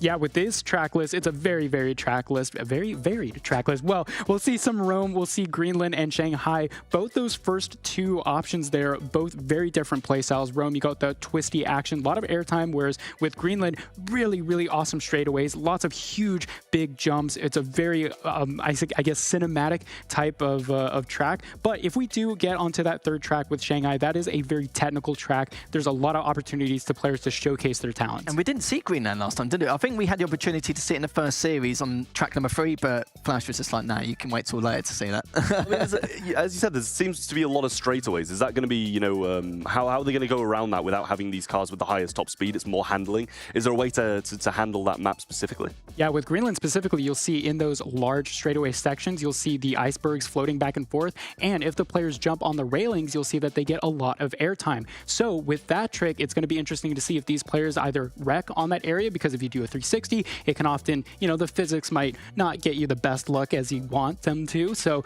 you'll sort of wreck on that that little edge there on the section. But it's going to be interesting to see how they take advantage of, like you said, the top speed focused tracks. You want to use as much airtime as possible. You want to use as many airspeed tricks as possible. So you think that it's going to be worth the risk to go for these kind of rails and try get as much airtime as possible, or is it kind of, too much of a risk when this much is at stake? I mean, we've seen players try and take risk previously in this tournament, and it hasn't worked out very well for them. But in this opportunity, because the track is just so long, you're going to have to take those risks to try and catch up. But we see here, going into the first track here, Dark Hyper with the early lead. Pickle trying to go for that 360 into that sort of floaty drift here as a result of going in that reverse direction, jumping over the building. Dark Hyper taking an early lead. Certainly has done, and it looks like Dark Hyper going to try and maintain that for as much as possible to the very end if he can, but Pickle now using that double nitro to go over that previous jump to save it, to either use that perfect or use the shortcut later on, but decides to prioritise the perfect for now as Dark Hyper doing a phenomenal job just keeping these clean lines in. Now he's going to still got a full canister up his sleeve in order to get around these straight pins here and there, but it's got the perfect nitro again into the shockwave as he goes across this next jump. And this is quite a long track, mind you, so you've got to remember that Dark Hyper's consistency needs to be at the highest caliber. Yeah, absolutely. We saw Pickle both trying to get that airtime here, and it's going to work out a bit, but unfortunately, it just looks like Dark Hyper has such an extended lead here going into that second lap, approaching it there even, and getting that perfect nitro, collecting that nitro bottle, trying to get as much nitro for this perfect nitro section here. I've said nitro 4 times in the past 3 seconds. Onto the second lap here, Dark Hyper taking that lead and extending it. Pickle's going to have to really try and do some risky maneuver to catch up, because really, I don't think Dark Hyper is going to make many mistakes. No, he's not. And even Pickle now, he wasn't even trying to barrel roll off that straight jump. He's just continuing on, playing it quite safe. But, of course, safe isn't a virtue here, as he's still got a little bit of time left, to at least another 30 seconds minimum in order to try and close this gap. But Dark Hyper is just not really letting up at all. He's just continuing to take these risks and not play it safe at all in the slice. He's into that perfect nitro, now picks up the next canister, now to double nitro around his bends. And of course, with the double nitro with the durability, there's no way you can use the perfect or shockwave because you won't be able to turn into the next portion of the track. But as we head slowly towards the very end now, Dark Hyper's collecting his canisters, going up to this next jump, it's going perfect nitro into it. But I must say, extremely well played from Dark Hyper. Great performance from what we've been seeing so far. And Pickle is closed the gap a tiny bit, but nowhere near enough required. No, this was incredible driving here from Dark Hyper. There were no wrecks, no crazy mistakes, no bumping, no blocking. I don't think there was really any contact whatsoever throughout this race, maybe except for that very beginning. But Dark Hyper just swept the floor with Pickle on this one, and as he crosses the finish line. I guess Dark Hyper was so far ahead, there wasn't really any need or use really for body blocking, so to speak. So good stuff from Dark Hyper. Seems quite cool, calm and collected. He's taken that victory already. One more, we'll see him into the grand finals against Future Flash. And Future Flash did mention in his interview that he would prefer to play against Pickle instead for reasons for Flash. I think a lot of the assumptions have probably been made by us and the viewers at home. But I have to see if Pickle can now try and bring this back. Can he is going to be the next question. Yeah, there really wasn't much contact. As you see, this is sort of that first part of that lap. And as you can see, Pickle really trying to do as much as he can, going on that outside line, trying to get as much speed despite not going on the inside line. But as a result, Pickle just wasn't able to catch up with Dark Hyper. I think this was just, yeah, he's like, wow, I mean, that was just good racing. There wasn't much I could really do about that one. Yeah, understandable indeed. 2 minutes and 24.331 coming out from Dark Hyper, just letting his high-level consistency flow through in this series, piggybacking off the previous one. And now we can see how he's going to do here. So we did assume from the very beginning he was going to be a very strong contender in this matchup. It was just depending on how he was going to play against Such T. If the history was going to repeat itself, then we could see him going potentially all the way. And it seems to be the case. But for Pickle now, I think a lot of people here could be second-guessing what Pickle could do in this matchup. But we need to see something dramatic, a huge impact coming out from Pickle in order to, you know, be a thorn in the side of Dark Hyper. Yeah, and something I'm looking forward to is this Greenland pick here for the track list. And as I was infinitely waffling about earlier with those straightaways and those icebergs, what I was trying to get to and I was messing up on. But usually what happens is because those airtime tricks lets you get up to 30% higher of a top speed, if you're not doing that, you're going to fall behind really, really quickly, because on that straightaway section, there is so much opportunity, or so many opportunities, to bounce back and forth on top of the iceberg and sort of avoid the ground. It's sort of like playing the ground is lava here with Asphalt Legends Unite, and that's why I find it so fun. But it's that 30% increase of top speed, that's what you're really looking for, because if you're in the air going the right direction, you're 30% faster than your opponent. So that's why we're seeing all these risky maneuvers come out, like in that previous track with Jägermeister. If he did hit that little section there on the cave properly, he was going to be in the air for a bit longer, causing him to extend that lead even more. But as we did see, it's risky. You're going to wreck. Unfortunately, that's just going to happen. We are playing in the very margins here. As we come onto Greenland, both these players are going to go for that double barrel roll here. Ooh, it looks like Pickle getting a better barrel roll. Are they going to go onto that railing? They will. Dark Hyper taking it without doing the 360, and as a result, he's going to continue on that victory, blocking back and forth, but Dark Hyper going off the track and wrecking. That was great lines by Pickle. Great job blocking Dark Hyper back and forth, and as a result, Pickle is soaring into the lava cave here, and it looks like Dark Hyper isn't even on the mini-map.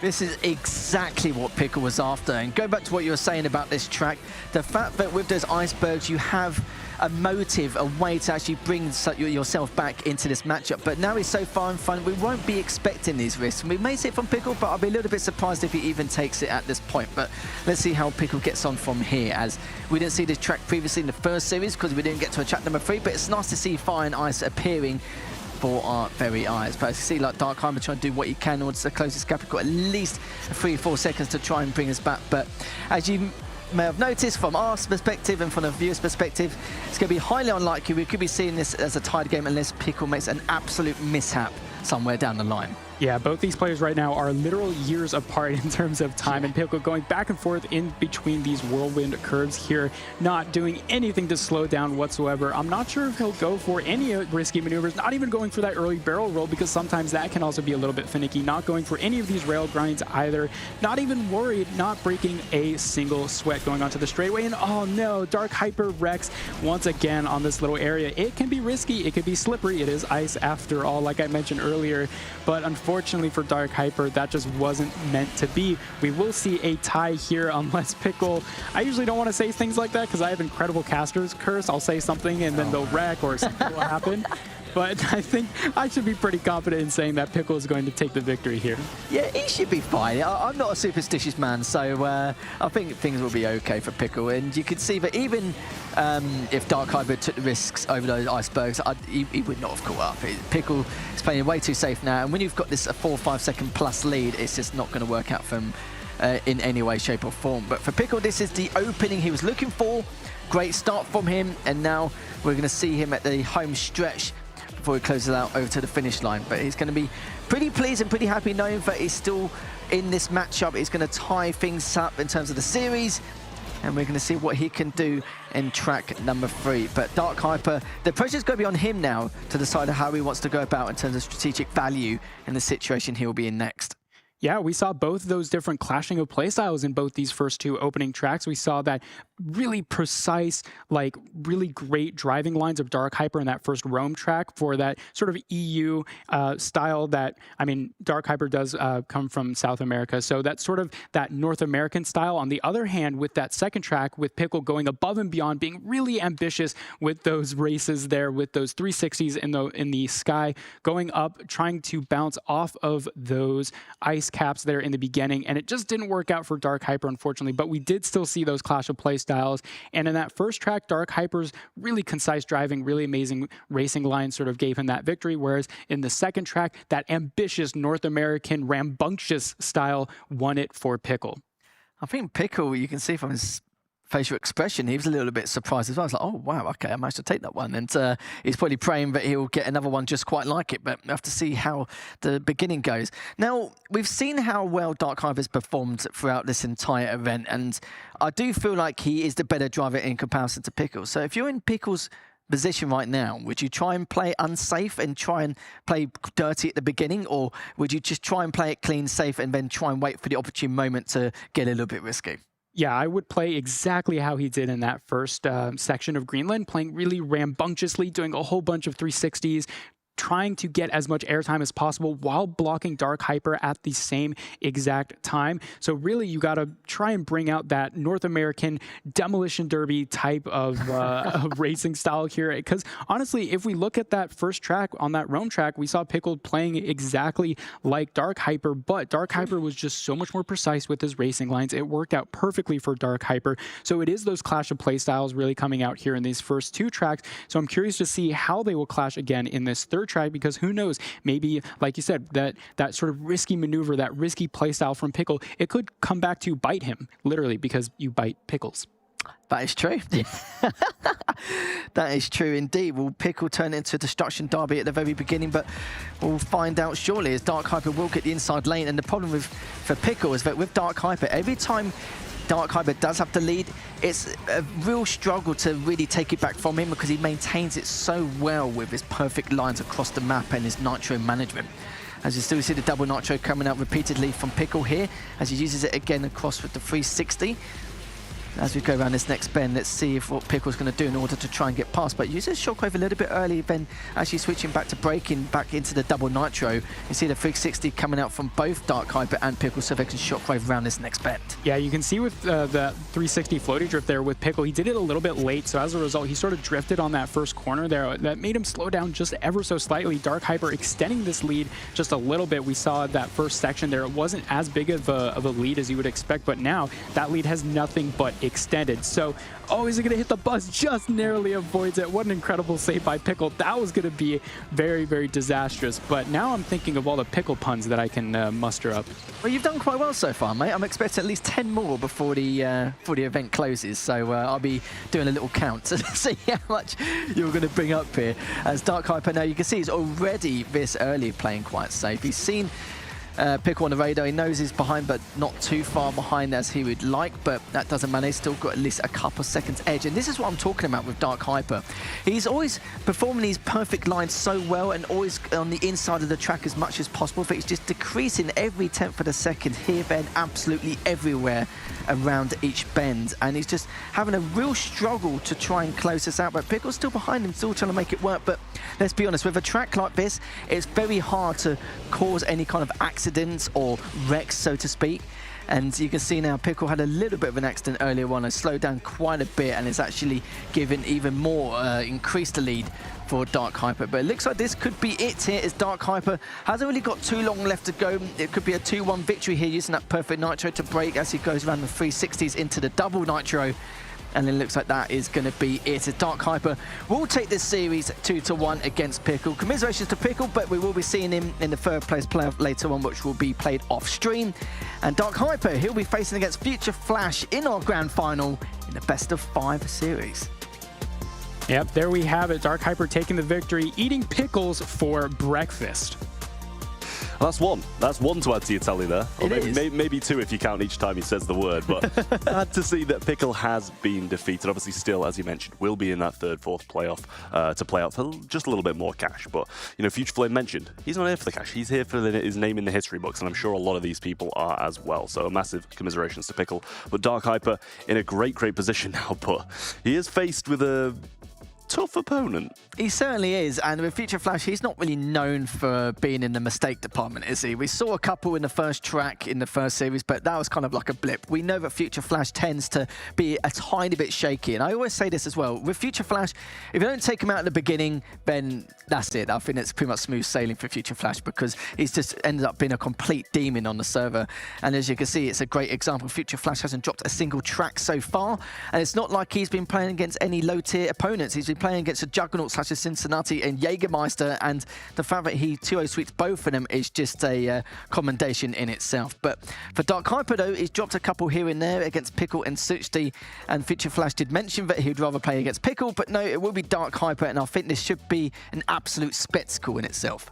It will be an absolutely amazing game, and I love the way you point out, like, Dark Hyper's been dropping these races all the way along, and it's so much more clean for Future Flash. And I think you could argue that Jägermeister is probably one of the harder opponents you can face as well, and being able to take him down 2-0 is, you know, it's an even bigger achievement, never mind, you know, having that clean run through the bracket as well. So he's definitely the man we need to be watching out for, time and time again, and he's even reminding us of his achievements. He's like, you're a 3-time champion. Actually, I've won way more than 3 times. That's 3 offline only. 3 offline events, just to remind you. What about the other 7, 8 I've got online? But no, honestly, you know, I think he and we came into this one expecting him to take a 4th one, to be honest with you. So he really is, you know, warranted with that confidence. Yeah, he deserves, like, it's not even an ego or flex, it's just him being assertive to saying, I'm the best player here, not just in my region, but from a global performance overall. And you've seen it time and time again in every single one of his open finals and Snapdragon Pro Series, dating back to 2019. He's in an absolute form for the entire region, but now he can be in an open form. So an absolute fawn on the global scene now that we've got Unite. Yeah, it's no surprise that we see Future Flash here going all the way through the bracket. There was really no question about it. Is he the best? Well, right now we're saying he has the opportunity, at least for this future of Asphalt Legends Unite, to claim that title yet again. I mean, this is the thing. We literally just looked at the bracket and kind of didn't touch on it. Every single favorite has won every single time. Like, we haven't had any upsets at all, really. And, you know, is it bad that I kind of want one? Absolutely nothing against Future Flame, don't get me wrong. Lovely guy, seems like an absolutely wonderful personality. But I think maybe an upset's due. I guess we'll be finding out after a very short break.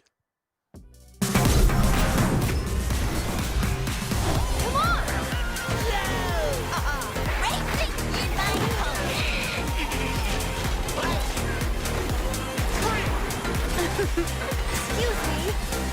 Perfect.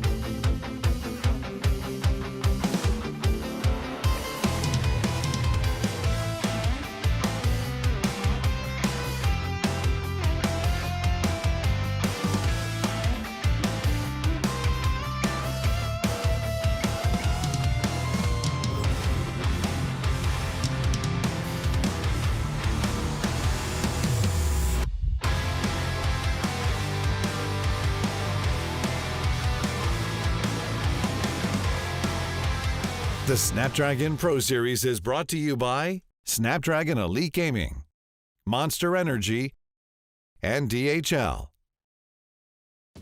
Welcome back to the Snapdragon Pro Series Asphalt Legends Unite. We have arrived at the pinnacle, at the final, and I don't think we could have asked for a much better one. No, this is actually a great concept to talk about in terms of Dark Hyper. A slight dark horse, I think, so to speak, considering what we've seen from the side of the bracket with Suchti and all the other names there. It's been some incredible stuff here, but finally we get to crown our first Asphalt 9 Unite champion. And I don't think it's too much of a surprise that we've got Future Flash in one end, and with Dark Hyper, with how well he's been performing in terms of his refinements, it's not going to be smooth sailing. No, not whatsoever. And I think this is going to be an interesting matchup because we've seen both these players compete at tournaments simultaneously before, but they never really had a good opportunity to clash with each other. Future Flash coming from that iOS section, Dark Hyper coming from Android. So that is going to be an interesting clash of, I guess, personalities and playstyles as well. We see that iOS Demolition Derby, but Future Flash is just the most precise driver out there. So it's sort of taking a little bit of that Android playbook. Yeah, I mean, I don't think we could have asked a better way to really show how Asphalt Legends Unite has brought in this crossplay than having an Android iOS final. Like, it is generally the best way to round it off, and especially with these two players as well being as skillful as they are. You see in the track list now, we have moved to that best of 5 for the finals, so it's coming down a bit more to who's going to be able to take it long haul. Yeah, I think from this track list, we've got a nice diverse selection here to really understand the accolades and the indicators of what to expect, especially from the very beginning on Buenos Aires and then going into Rome afterwards. So it's going to be very curious to see how Future Flash is going to maintain the lead as he has done in the past, because every time we've seen Dark Hyper do it in every single series, it's such a tough nut to crack to get it off him. But now he's against an opponent who will cut every corner, who will take every risk in the book to all those straight lines. How well he's going to maintain and try and close the gap and put the pressure on, because we said it before, Future Flash is a fearless opponent. He's been in so many grand finals now. He's been in more grand finals than we've played matches total at this point. Yeah, I mean, going up against Future Flash has to be one of the most daunting things ever. And before Asphalt Legends Unite, Dark Hyper might be like, well, you know, I can sit here, peruse my Android enemies and just sort of play about. But now, on the other side of the bracket is Future Flash all of a sudden, and that has to be one of the scariest things. And another thing to point out as well, you did mention earlier on, but even though iOS has the top players, collectively Android has the better players in terms of caliber, in terms of the median. And we've seen that because in the semi-finals, 3 out of 4 were previously Android. Yeah, and the other thing you'll see is on the leaderboards, in terms of these time trials, you'll see Android players now in Unite are sweeping the floor. And so iOS, we really got to get those players in. I mean, we do have Future Flash, we have Alex, we have Fra, but as you were pointing out earlier, we're surprised that we don't see those players in this tournament. Yeah, it's just Future Flash holding down the fort. That's what it is for iOS. Like, you know, you said is they've just got the top players. The average Android player probably beats the average iOS player, but at the end of the day, it's the first place who people remember. Well, that is exactly it. And, you know, we know that Mion and Fra and Alex and many others haven't been able to make it here. And that's how tough the competition is. It isn't just because the iOS side or anything like that. It just shows how tough it's been. No matter how many hours invested, you're not always going to make it. And that's why we get a little bit of a shapeshift of some of the players who are coming into the scene. And again, you know, we've seen a few players so far today we haven't seen in a few years. They're pretty much de-rusted now, so to speak. I mean, I don't want to say too much about iOS players, but I'm an iOS player and I've only qualified once. I don't know how much that says about iOS playstyles versus Android, but look, I mean, with Asphalt Legends Unite, that is one of the most fantastic things about this expansion is how much we're going to see iOS versus Android now. These players are going to have the opportunity to go one-on-one, head-on-head. I mean, that's the desire that I'm sure people have had for so long. I'm not sure about the Android guys wanting to play against Future Flash, to be honest with you. But it does seem like this is, you know, a huge thing for Asphalt, and I'm sure that it's going to play out absolutely perfectly as we get into the first race. Here we go. Grand final here between Future Flash and Dark Hyper. Best of 5 to see who's going to take it all in the Asphalt 9 Unite Global Final here at the Snapdragon Pro Series. And who's going to take it? It's going to be anybody's guess. We know Future Flash is the favorite coming in, but Dark Hyper already shown what he's worth with a nice early lead in this first track. Here we go, Dark Hyper with everything to play for and everything to lose. Future Flash knows he has such a great chance of winning this, but he's starting out on the back pedal, and there is only one thing standing in between Future Flash and yet another trophy, and that is Dark Hyper. Here we go on Buenos Aires, that shorter track that we saw earlier some players mess up on. Both these players taking the ramp extremely well. Future Flash knocking on the door right behind Dark Hyper, trying to do that overtake over a course of the airtime. And will they get it? Oh no, the knockdown comes out. Future Flash going right on top of Dark Hyper. That's going to secure the victory here for this first track for Future Flash. Dark Hyper must be dazed and confused. You could see it was just a matter of time with the lines which Future Flash was taking, a little bit of added nitro from the railing he was scraping across earlier on to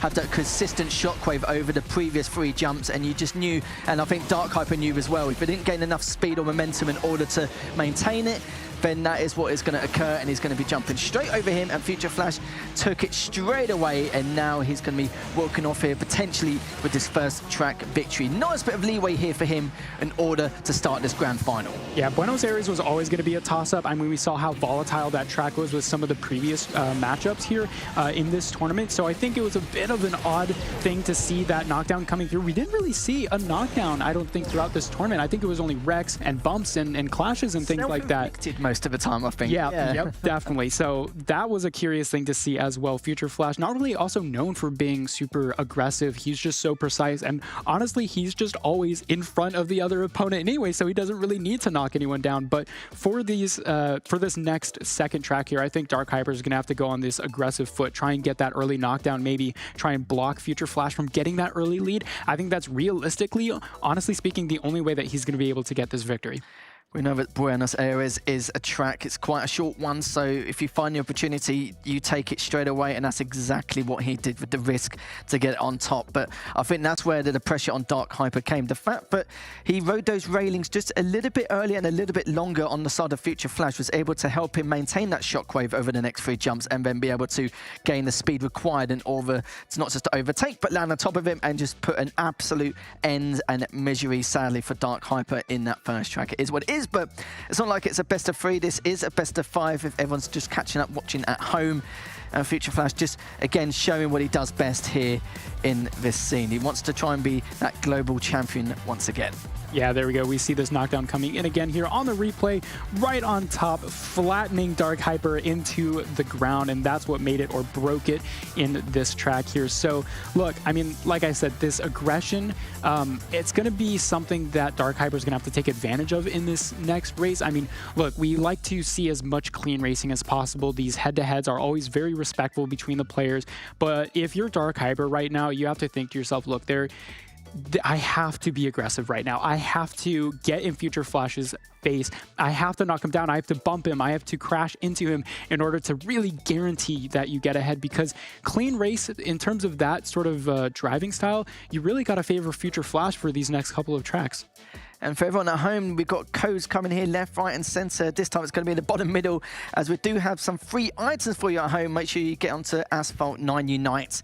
Head to the redeem section and put in that code for some free goodies. Sadly, me and Muff won't be able to right this second, but I'm sure we might be able to try and grab some later on if we get the chance.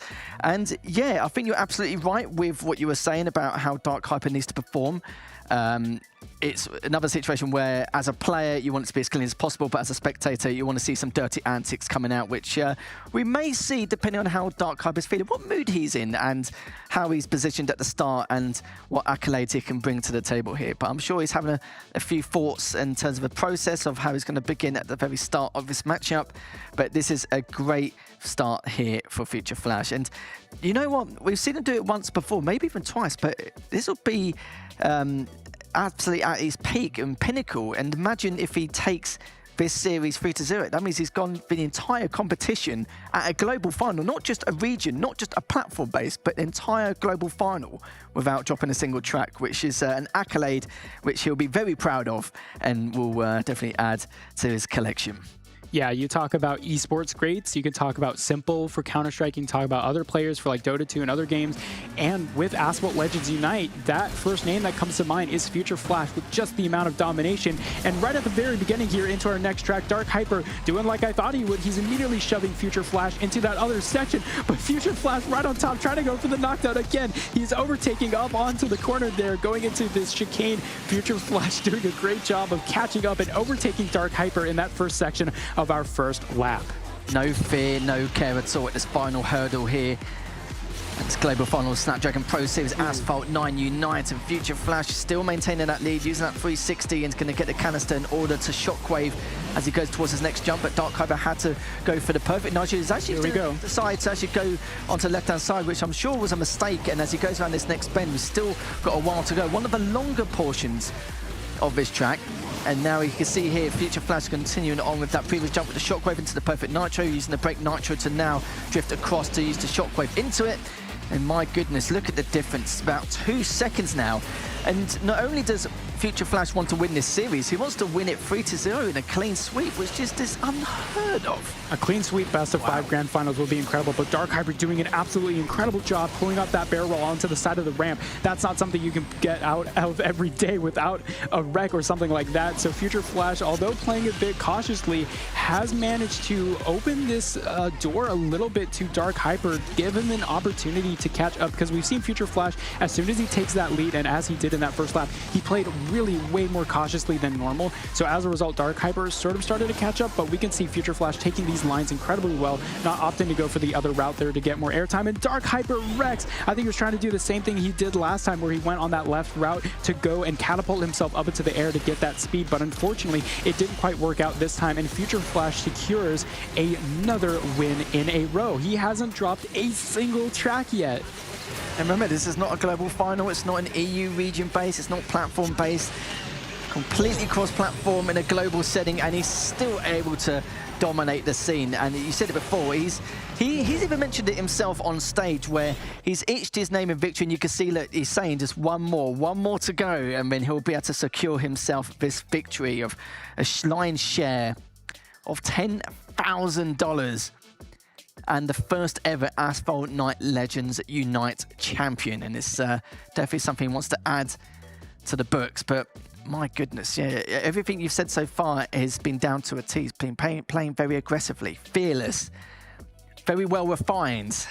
You can see the lines there as well. Just incredible stuff here. But we have to take a look at the very beginning to how he was able to overtake. It's the 360 he's able to gain, but with his nitro management and the most he gained in comparison with the additional airtime, he was just able to fly away. But fair enough to Dark Hyper to be able to risk that barrel roll over the second jump at the beginning of that second lap. Yeah, you really had to pull out every single risky maneuver you can, but it just wasn't enough. Future Flash with incredibly precise driving, and it really was that first section there, that airspeed tricks in the beginning there, bouncing up back and forth between those barrel rolls and those ramps, overtaking Dark Hyper literally over the top of his car, and that's what really made it for that race. And Fury Dark Hyper tried really to get those risky maneuvers in that second lap there, but unfortunately it didn't work out. But I'm really looking at this next track though, because it could be either a 3-0 or we could see a reverse best of 5 grand finals reverse sweep. I like to see those. I would love to see, I want to see a few more. It could be a quick day thanks to Future Flash, but I want to see a few more. I want to see it go all the way, the distance. But does Dark Hyper have it in his arsenal? That's going to be the question. He seems a little bit deflated from what he's witnessed so far. And even having the lead at the very beginning, you saw from there that Future Flash, with the additional 360s and airtime he had enough nitro to not only overtake, but just extend his lead by a huge margin. And even with the risks that Dark Hyper was taking, he still couldn't close that gap. But let's see if anything can change up here as it's the third and potentially final track. With Dark Hyper now with the slight lead, a little bit of bashing as they're trying to go towards that first jump. It looks like he's going to decide to go for the right-hand side, and so will Future Flash as they both use that double nitro for the durability. Get around this next bend, but it looks like Future Flash is going to go the right-hand side instead. Yeah, this was, I think, a decision that was sort of forced upon Future Flash. He didn't want to crash into Dark Hyper or go immediately into that barrel roll and wreck.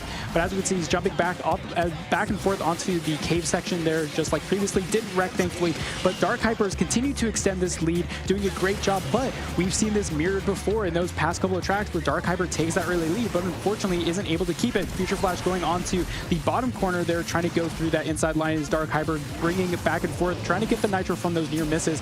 And we can see Future Flash going well above and beyond, not getting too much of that airtime because Dark Hyper bounces off back and forth between that dirt patch. They're doing a great job extending that airtime, and it looks like Future Flash is going to be on the back pedal for finally this one time here as we head shortly into our second lap.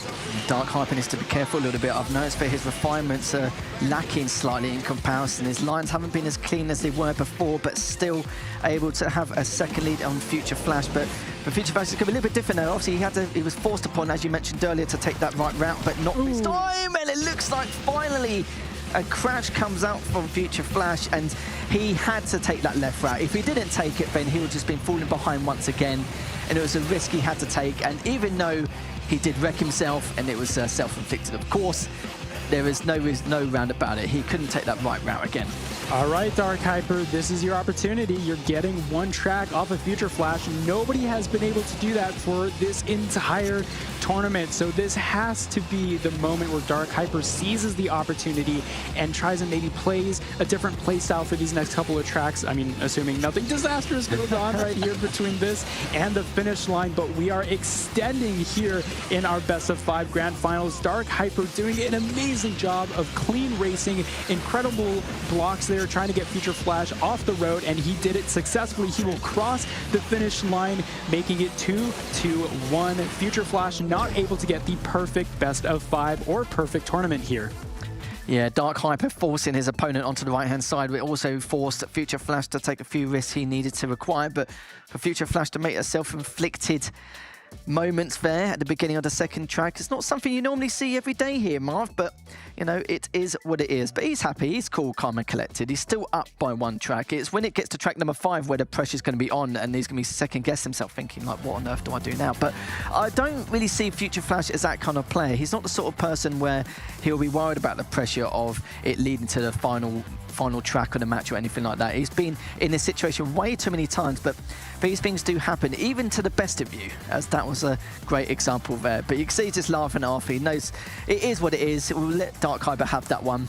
But you can see that Dark Hyper isn't the most pleased about his performance so far, because not only has he only won one track, he's still got a couple more left to go. He realizes that he's still got a long way to go before he has anything close of securing this victory. Yeah, Dark Hyper's got a long road ahead of him, both literally and figuratively, if he continues to win and extend this playtime here. But yeah, as you said, Future Flash sort of just laughing it off, and I don't think he has any worry right now. I mean, just one lost track is a bit unfortunate to see. You won't get that absolute perfect tournament sweep here, but for Dark Hyper, he's going to be sweating here, thinking to himself, can I actually bring this best of 5 back? Can I do this reverse sweep best of 5? Whereas for Future Flash, like he was pointing out earlier, he just needs to win one more. I don't think he really has too much pressure on him, and I think this time he was just like, oh, I'll give Dark Hyper one, you know, whatever, I'll let him win. I'll just play it off or whatever, and then in this next track, I'll definitely win. But we'll have to wait and see. I mean, again, Dark Hyper could maybe bring out some of those more risky maneuvers that we've seen him try in previous tracks. And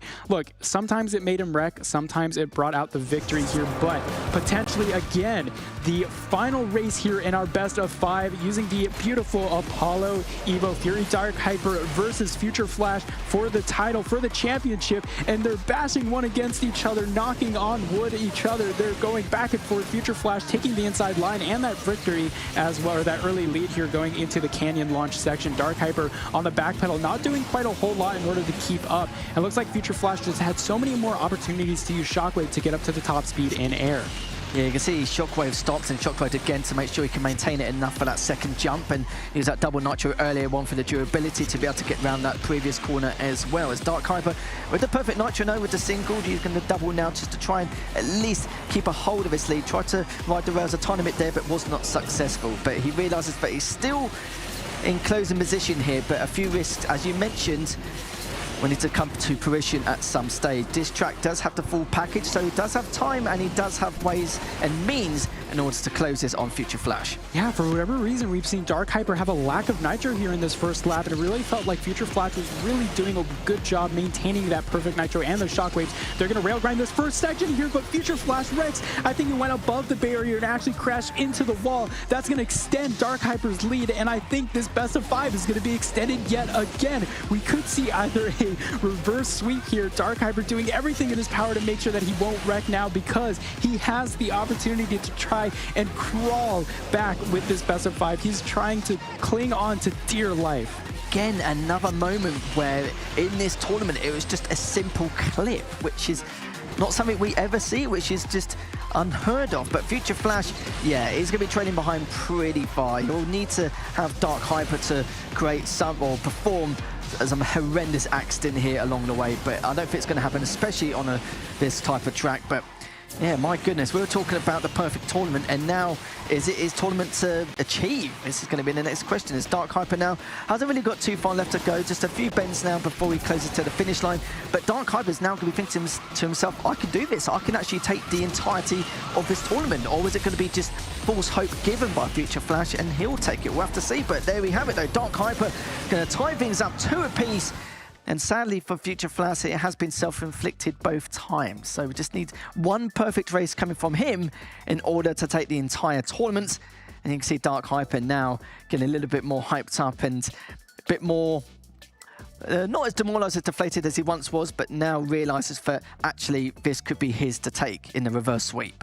Here we go. We have to go all the way in our finals here for the best of 5 for the Gamescom Cologne victory here. Future Flash, things are starting to fall apart for him. You can see he's getting a little bit nervous, biting his nails. Dark Hyper getting a bit elated after that first victory there. And here you see what exactly happened. It looked like Future Flash tried to be a little ambitious, try to wall ride, make sure you can get that momentum into that second lap. But unfortunately, his car sort of flipped up onto that barrel roll, or onto that mountain there, and that didn't quite work out very well for him. So this map winner will be Dark Hyper, extending this best of 5 into our final required track.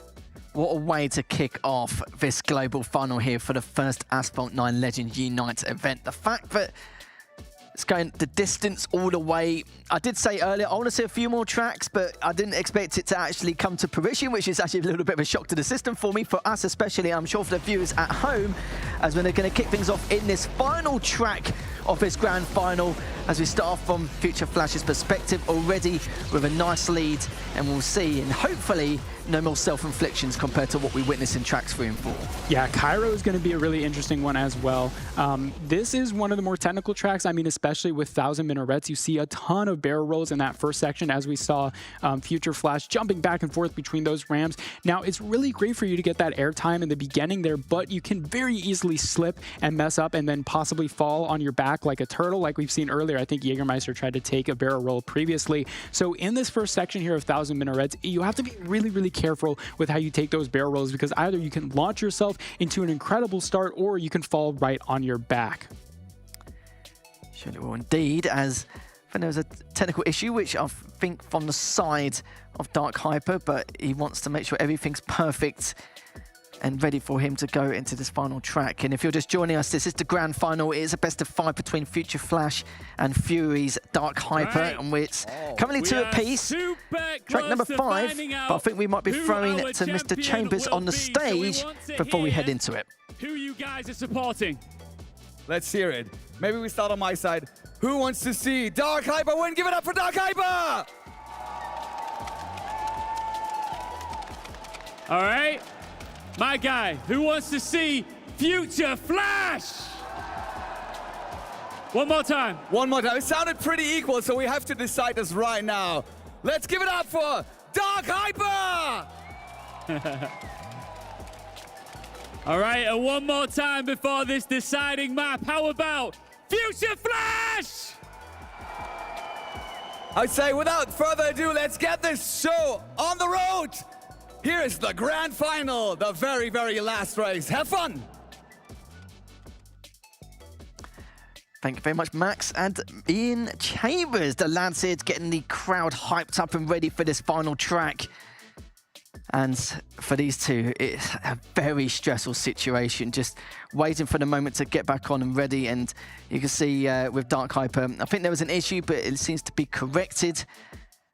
And going back to what I was mentioning earlier at home, if you guys are just joining us, it's a grand final. It's a 2 apiece between Future Flash and Dark Hyper. Let's see who's going to take it fast. It looks like Future Flash will get the outside lane to get that jump first. And it's going to go straight to the shockwave over this next jump. It looks like it's going to continue that shockwave over to the next one, but it's going to switch over to the double nitro. But Dark Hyper isn't too far behind. He's about half a second in comparison, using that perfect nitro to get around this next bend. Yeah, Dark Hyper trailing behind Future Flash here, bumping into a bit of the walls, might cause a little bit of a mistake in that lost speed as we go onto these couple of next chaining barrel rolls here. Lots of barrel rolls you'll see in 1,000 minarets, really gets those players up to speed really quickly. But again, as you saw, if you don't take them perfectly, both of them are going to try and go over the wall. Future Flash going to be able to do it. Dark Hyper not quite pulling it off. That's going to cause him a bit more speed loss. This is going to be really tough for Dark Hyper to pull it back. I don't think he's really going to have that big of a chance to do so. So Future Flash going into this 360 corner, he has everything to play for right now. He has the perfect opportunity to try and bring back this best of 5. It was slowly slipping out of his hands, but he has this opportunity right now as we near our first lap end here as we go onto the second lap after these next couple of corners. Dark Hyper creeping up ever so quietly here in the back foot here. It looks like Future Flash gonna have to see him in the rearview mirror as we head onto the first straightaway here of our second lap. This is the final lap of our best of 5 grand finals. Future Flash doing a great job maintaining this lead. Dark Hyper trying to do everything he can, but Future Flash just has so much shockwave up his sleeve. He's going to do a great job of getting him up to speed, and it looks like he's going to continue maintaining this lead, trying to do everything he can to not put this at rest. He's going to try and put Dark Hyper in his place here as we go into the pyramid section, going out here into the 360 corners, and Dark Hyper, I don't know what he's going to have to do to try and claw this one back. Will Future Flash go over this next bridge and actually risk going over the wall? That's going to be my next question. It's a toughie, but he's going to try and take it anyway. But it looks like Dark Hyper tried to achieve it, but instead he was not able to. And it's going to cost him a lot of speed, but still, it's actually right behind Future Flash. He's got the shockwave, he's got a lot more nitro. We can definitely gain on him and try and collapse if possible. Look how much shockwave he's able to maintain during the last few jumps, but we've still only got a few more bends left remaining. If Future Flash realizes that he's close on his tail, but it looks like this could be Future Flash's tournament to win. And in the first global final here for Asphalt 9 Unite. And you can see Dark Hyper still just closing the gap, only a few microseconds behind, and should be able to take it. Yes, he will. Future Flash managed to win the grand final 3-2 in the series, and he will be your first Snapdragon Pro Series Asphalt 9 Unite Global Champion.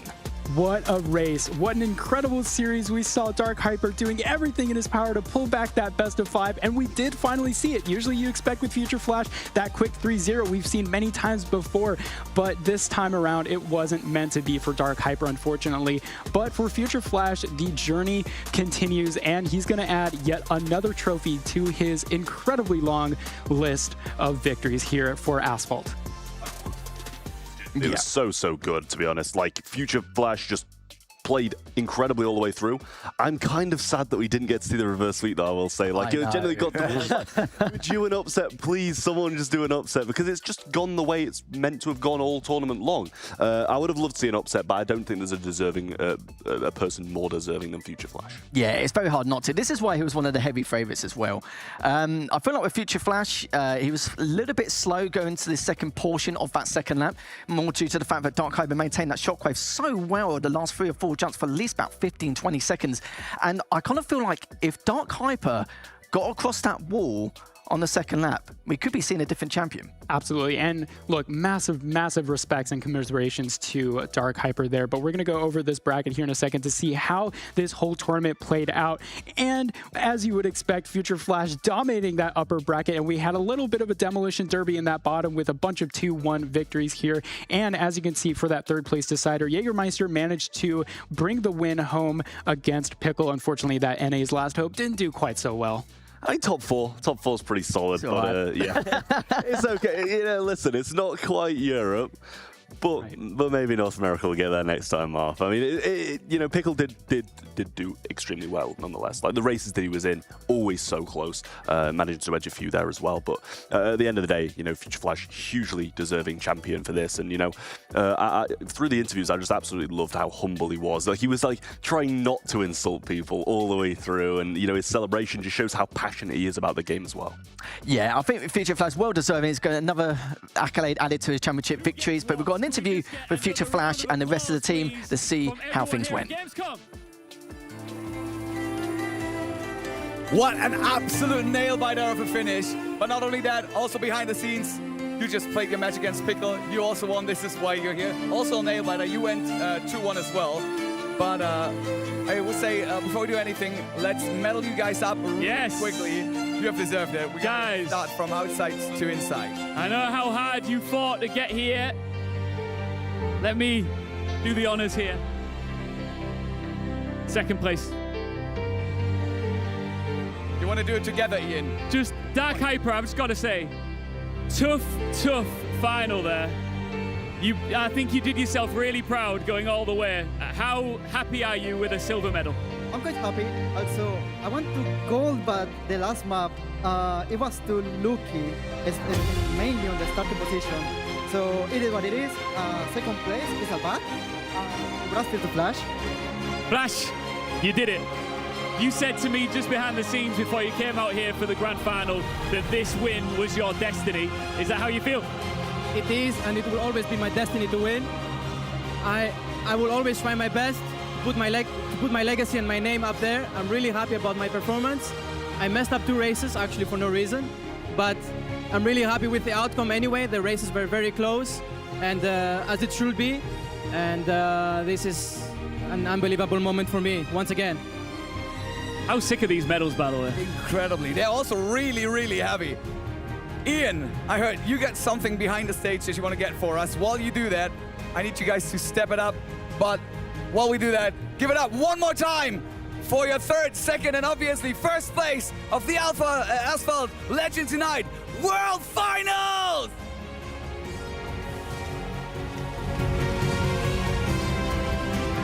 We have Jägermeister, Dark Hyper, and Future Flash! And just one more thing, a little bit extra for you. We got a gift from our friends at Apollo. It is a It is a custom replica of the Apollo Evo, the car that just helped you cement your legacy. Feel free to open it up, maybe show it to the crowd. Look at this. What a beauty. Beautiful. Amazing. Future Flash got the job done here. He is our champion. A massive thank you to every single one of you who watched along at home and for all of you in the audience live at Gamescom. Another piece of history on the stage.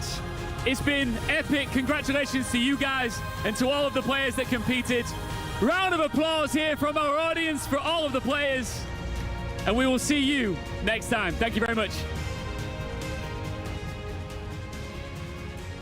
That is some serious Snapdragon Pro Series silverware, isn't it, really? I think if it was on my neck, I'd be like being dragged down. It looks so heavy.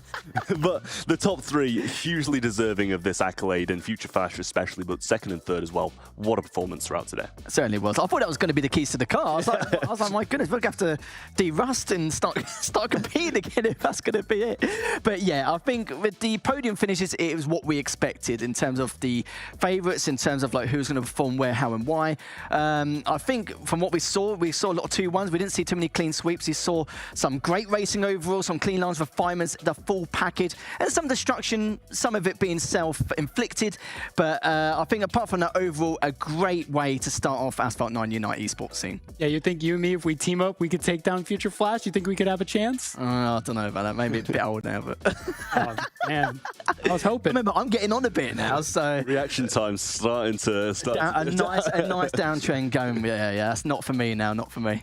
But yeah, that final was just incredible. I got goosebumps on my skin. I was really thinking we were going to see that reverse sweep best of 5. That would have been incredible. Imagine. But Future Flash doing everything that he could to take that final race and cementing his legacy here in Asphalt Legends Unite with the first Grand Finals victory. Yeah, I mean, it's sad to not see that reverse sweep. It'd have been, a really great ending, but I think we did have a deserving winner.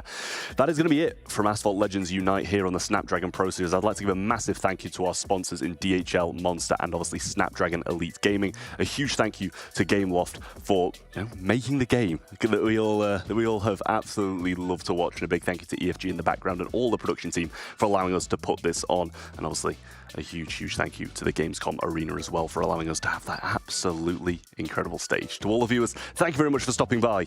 Goodbye. The Snapdragon Pro Series is brought to you by Snapdragon Elite Gaming, Monster Energy, and DHL.